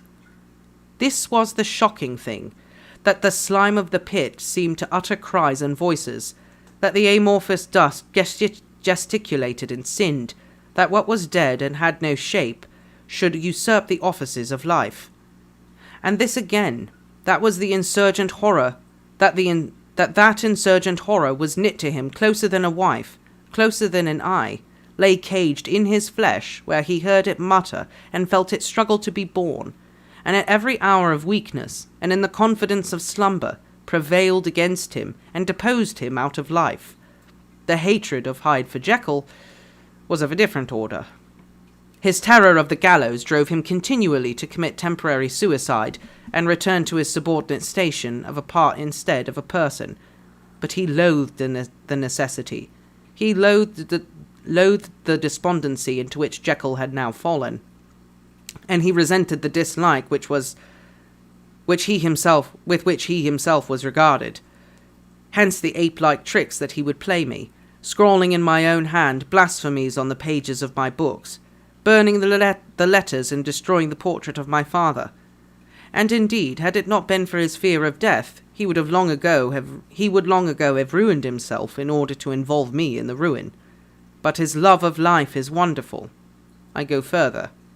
I, who sicken and freeze at the mere thought of him, when I recall the objection and passion of this attachment, and when I know how he fears my power to cut him off by suicide, I find it in my heart to pity him. It is useless, and the time awfully fails me to prolong this description. No one has ever suffered such torments, let that suffice. And yet even to these, habit brought not alleviation, but a certain callousness of soul, a certain acquiescence of despair, and my punishment might have gone on for years but for the last calamity which has now befallen, and which has finally severed from my own face and nature.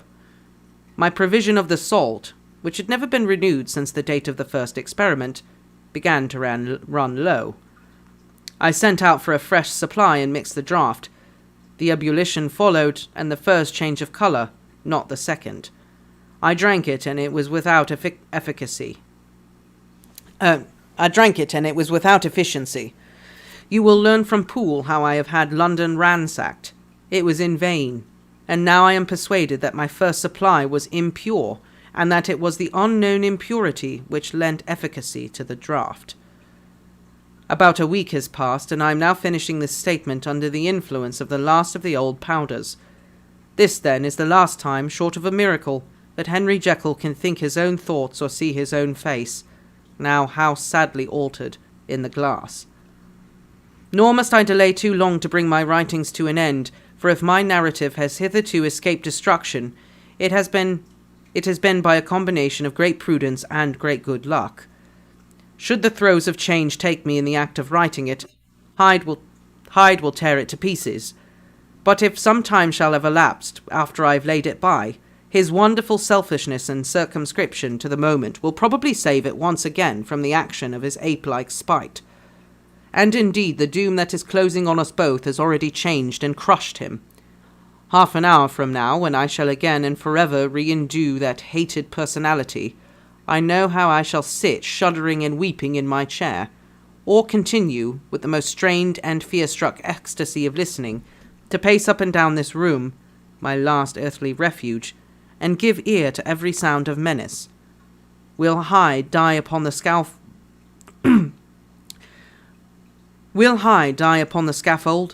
or will he find courage to release himself at the last moment? God knows I am careless. This is my true hour of death, and what is to follow concerns another than myself.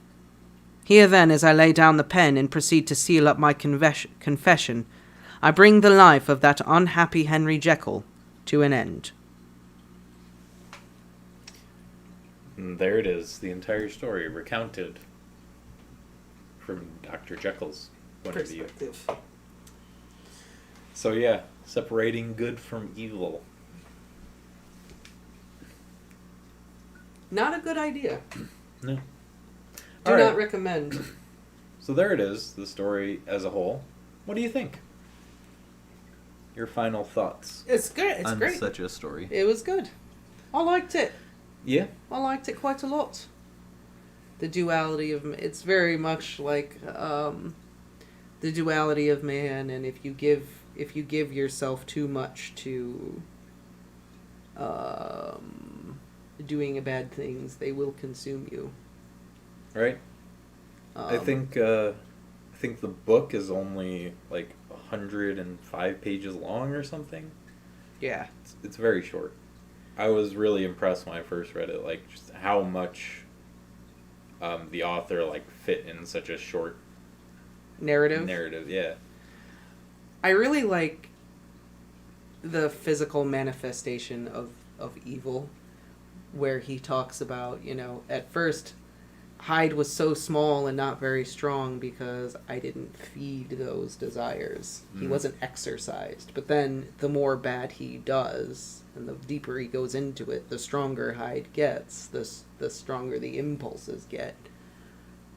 I liked that whole idea. Like, Hyde got bigger, he got stronger, the more he was out. Very, very interesting. Alright, it's a great story. And then a lot of the whole, like, addiction undertones of, like, I was good for a while, then I relapsed.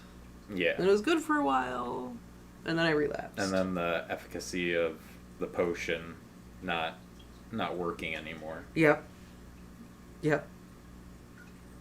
kind of a bummer that he does this, he creates this whole thing, and then only later does he realize, like, oh, it only worked because I got a bad batch the first time. Right. Like, oh.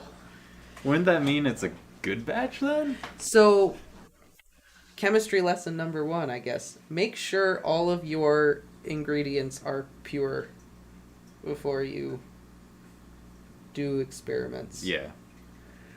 Or always use dirty ingredients. Yeah. If it works. Yeah, just wow. Wow. Dang. Yeah, pretty somber ending. Yeah. Evil overcame him and he died. Yep. I mean, it's very much a moral of the story. If you give yourself over to that, that's where you'll end up. Yeah. Kind of a thing. I also think there's the idea that we are all both good and evil, and we need to accept that, and by separating that can often do more bad than good. I mean, he even notes that his Jekyll side was so restrained and cut himself off from so much that he wasn't happy. Yeah. He talks about Hyde having like this lust for life. Yeah. That Jekyll doesn't have. By kind of meshing them together a little bit, maybe. Yin and yang. Yeah. You need the bad and the good. You need balance. You can't just Life is not life. right. The duality of man. Yes. You can't have the good without the bad. Exactly. You can't have the bad without the good. You have to have it. Like I said, just so much crammed into such a short book. Yeah. Like, and we're just like scratching the surface, really. Yeah, if Truly. we wanted to go deep into it, we could talk about it. Just I was on gonna say, there's people I'm sure who have really dived into this book and done some deep analysis. Yeah. Oh yeah, I'm sure. I'm glad you liked it though. I always- did. I always really like liked this it. story. Yeah, I liked it. I think it's way better than what people think it is. Yeah. I like it much better as an examination of the psychology of addiction and just the human condition as Yeah. a whole. yeah. I like it better as that kind of a story versus it's a monster and it's coming out. It's gonna get you. That's what I mean. Like, I think a lot of people think of it like, the Hulk, but really that's just a very small. That's only skin deep. Yeah. That's It's a very how- superficial part yeah. of the whole thing. It's a very thin part of the story. yeah. The whole. You missed everything. Kayla's like, what did I miss? Oh yeah, Kayla. Sorry, we literally just finished. The story. strange case of Dr. Jekyll and Mr. Hyde. It was. Well, it was good. It was I good, knew it was yeah. going to be good, but you also confirmed that it was good. Yeah, I really enjoyed it. I liked it out of the gate. It's interesting though to read a story where, even though I hadn't read it, I knew exactly what was going to happen, but I didn't know how it was going to happen. But I knew what was going to happen. Yeah. But I mean, I think that lends to what I was saying. Like, it's such a deep story because even when you know what's going to happen, you're still like, oh, I didn't expect this. Didn't Yeah. expect that. Oh, well, good morning, Kayla. Yeah, good morning. I also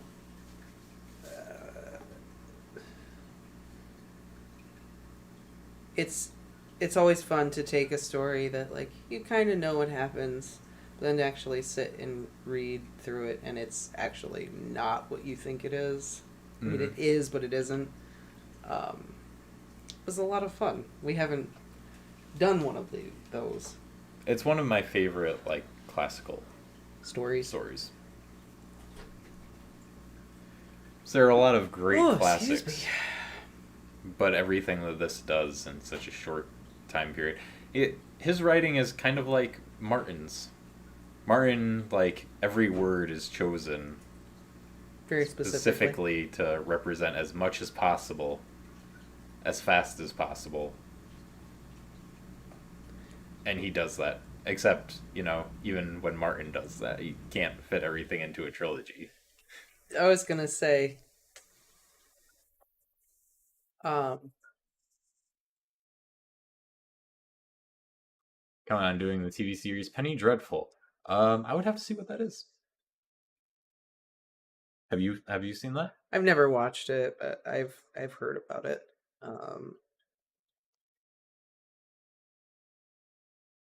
Man, this was so good. I mean, I would be down to see it. Is that like a mystery show, horror show?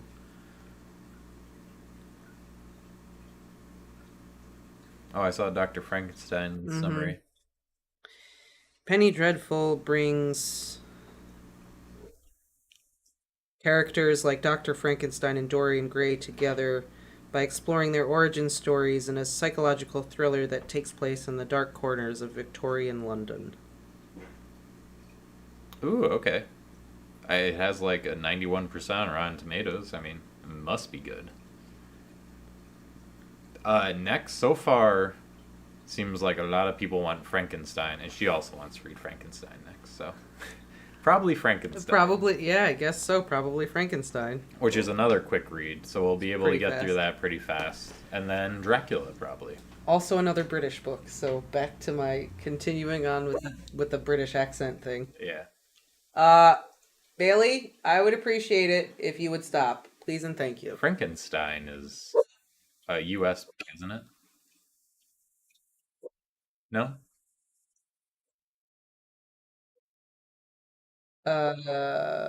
Mary Shelley and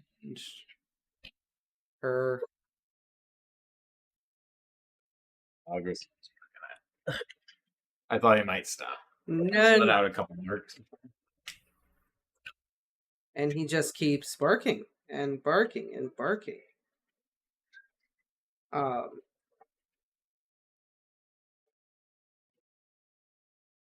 Yeah. She married Percy Shelley, a poet.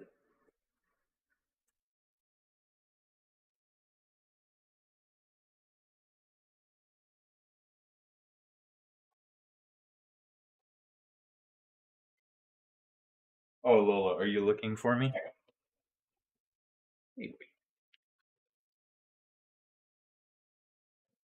Are you looking up? I'm just looking at her. Basically, she wrote Frankenstein on a dare.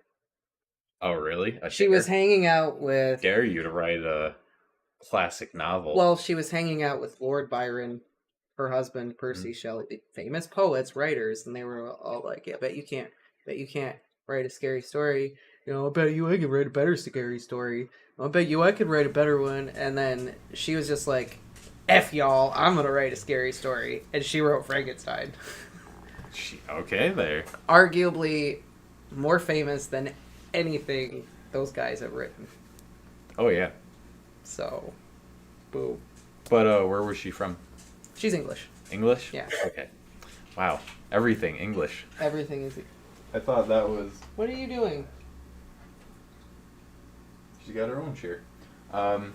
Yeah, I don't know. I thought Frankenstein was from the U.S. I guess No. not. Nope. Sorry. We will be live tomorrow for our Lord of the Rings watch party. Rings of Power! Rings of Power watch party. And then Sunday... Which is turning it around. Last episode was pretty decent. No, it wasn't. It was bad. No. It was like okay. It was wasn't bad. good, but it was okay. And relatively speaking, compared to the other episodes, it was great. And then Sunday we will be doing our live reaction after the House of the Dragon episode. And then after that, we will be live again Thursday to start reading. Yes. Fingers crossed nothing else comes up this week. That Yes. makes it so we can't live stream. It feels like the past month something has come up every week When that has it's made time. it so we couldn't live stream. Yeah, it's been a rough time this month so far. Last few weeks. So hopefully next Thursday we will start to read. Tomorrow the watch party is on Twitch because we can actually show it on Twitch. Yes. So we will be twitching the watch party. Since it's an Amazon show, you got watch parties on there. And then Sunday will be YouTube. Yeah. Sunday we'll be back on YouTube. Yeah. I mean, I guess we could kind of stream our reactions on YouTube too, doing the dual stream, but it'd be kind of weird. Because Yeah. we'd just kind of be staring, no one would see what's happening. Yeah, It's they'd like, just be watching us. that's bullshit. Yeah. Yeah. Just me going off every 5 minutes about something stupid that happens. Galadriel couldn't do that. That's unbelievable. That's not correct. Actually, Morgoth did this, not that. Wow. Wow, I feel really attacked right now. Sorry, I couldn't help it. It's just so funny. I wonder if you would have hated this show as much as if you didn't read the Silmarillion right before you watched it. Probably, because I'd be like, who the hell are these people? They're not explaining anything. And then I'd have to look it up, and I'd be like, why didn't they explain this? These characters suck. You do not have to read the Silmarillion to understand that scene where she's riding the horse was terrible.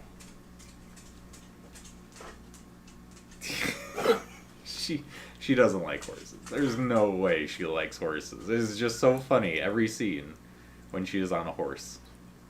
Her facial expressions are priceless. Man, I was gonna say something. I lost it. It's gone. Sorry. That being said, yeah, this was a great story. I really enjoyed it. Oh, I was gonna say my problem with the Rings of Power in the past few episodes Oh. is the repetitiveness.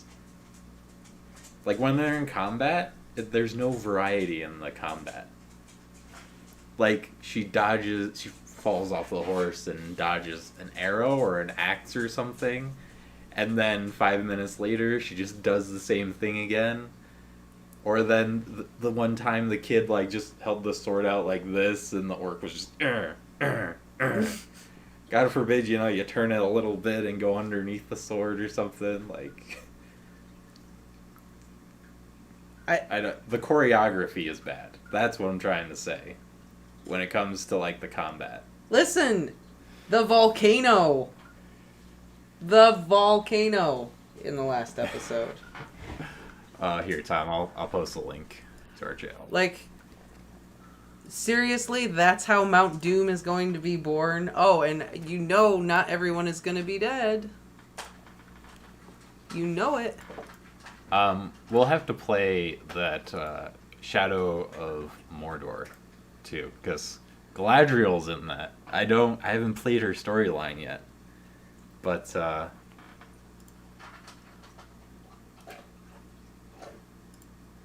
definitely should play it just to see, because a lot of that stuff, like they're talking about the stuff that happens before, like I can't remember the guy's name, but the guy who makes the ring. And then in the story is like a side thing. The guy that makes what ring? The rings. The rings of power. Okay. Not Sauron's ring, not the One Ring. Okay. And then I don't know whether that guy's name is Celebrimbor, by the way. Anyway, apparently he's like united with your soul or something. It's something of the story. I haven't gotten that far in it yet. And then you like create. I don't know whether it's the One Ring, because I didn't play the first one, or if this is supposed to be like a separate storyline, like reimagined, and then another ring has been forged or something, but yeah. Okay. It just would be interesting to see your take as a Silmarillion expert Only read it one time. I haven't read it like 10 times like other people. You could have fooled me. Yeah, I mean, I'd be interested to see what's up. Check it out.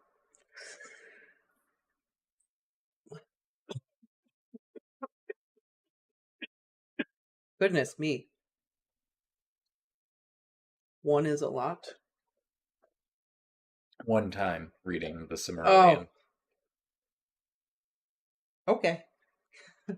Some people read It's- it like lots of times. It's more than I read it. Okay, well, fair enough. I mean, I know some people like skim through it and take notes on everything. It was funny. Yesterday, I said to my coworker, I said the last fantasy novel that I read was The Silmarillion, and he just laughs and he goes, "It's not a novel. That's a history book. It's a religious text. That's a history. You need to read that like 5 times before you get everything. Like, that's not a novel." Some may even argue it's a sacred text. Some would argue it is a sacred text. I wonder Yes. how much like original copies of the Silmarillion go for. Like first editions? Yeah. That's a good question. You know what? Quick, we're gonna end the stream with looking this up. How long did it take for you to read it? It took me a long time to read it because I didn't like read it. Oh, don't lay there. I didn't read any of it like every day. Like there were a few weeks where like I didn't read any of it at all. So when did I start reading it? I read it over the course of like a few months. Oh, that's the whole collection of first editions. I was like, $1,200. Oh my god. No, only $811, people. That's it. So, So over the course of several months, I read it because I didn't consistently read it every single day. So, bless you. thank you. Sorry. Oh, worth it though. So good. What was the sneeze? No, the Silmarillion. Oh, It's good. Ooh, Abe Books. so yeah, on Abe Books you can get it for the low price of $811, and really, you're gonna charge me $40 for shipping. Because it's coming from the UK. I don't care. I'm paying that much.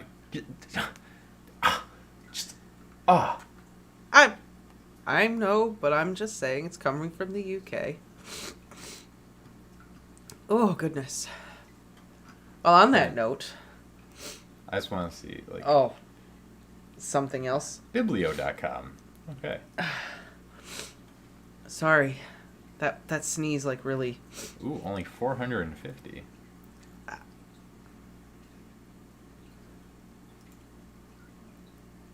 I'm interested to see what it goes for. Oh, that's sold. That was the first American edition.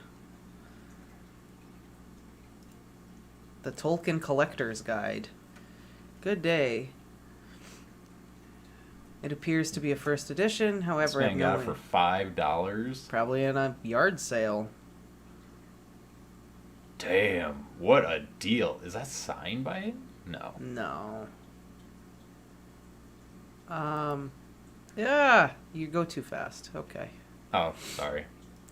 It is expensive. Yeah, I mean, that's I pretty wasn't worried expensive. about that. I was just kind of looking at the price.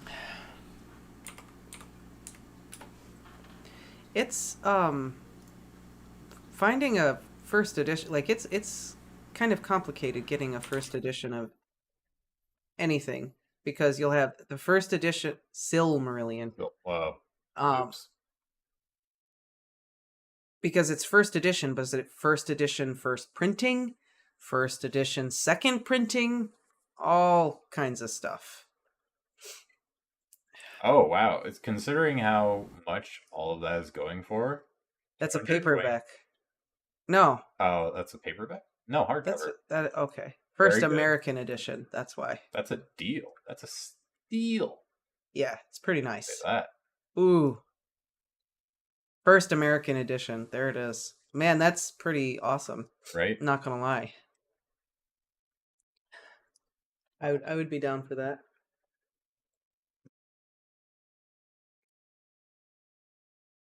Well, maybe if Santa hits the lottery, he'll get you that prize. Okay. uh, That's pretty awesome. tomorrow. This mythopoetic masterpiece is a must-read before you watch The Lord of the Rings, The Rings of Power. Really? I don't think it is, because it doesn't follow the story. Don't do that to yourself. Don't hurt yourself by reading this and then watching the show. You will hate everything, and your experience will be painful. Mm-hmm.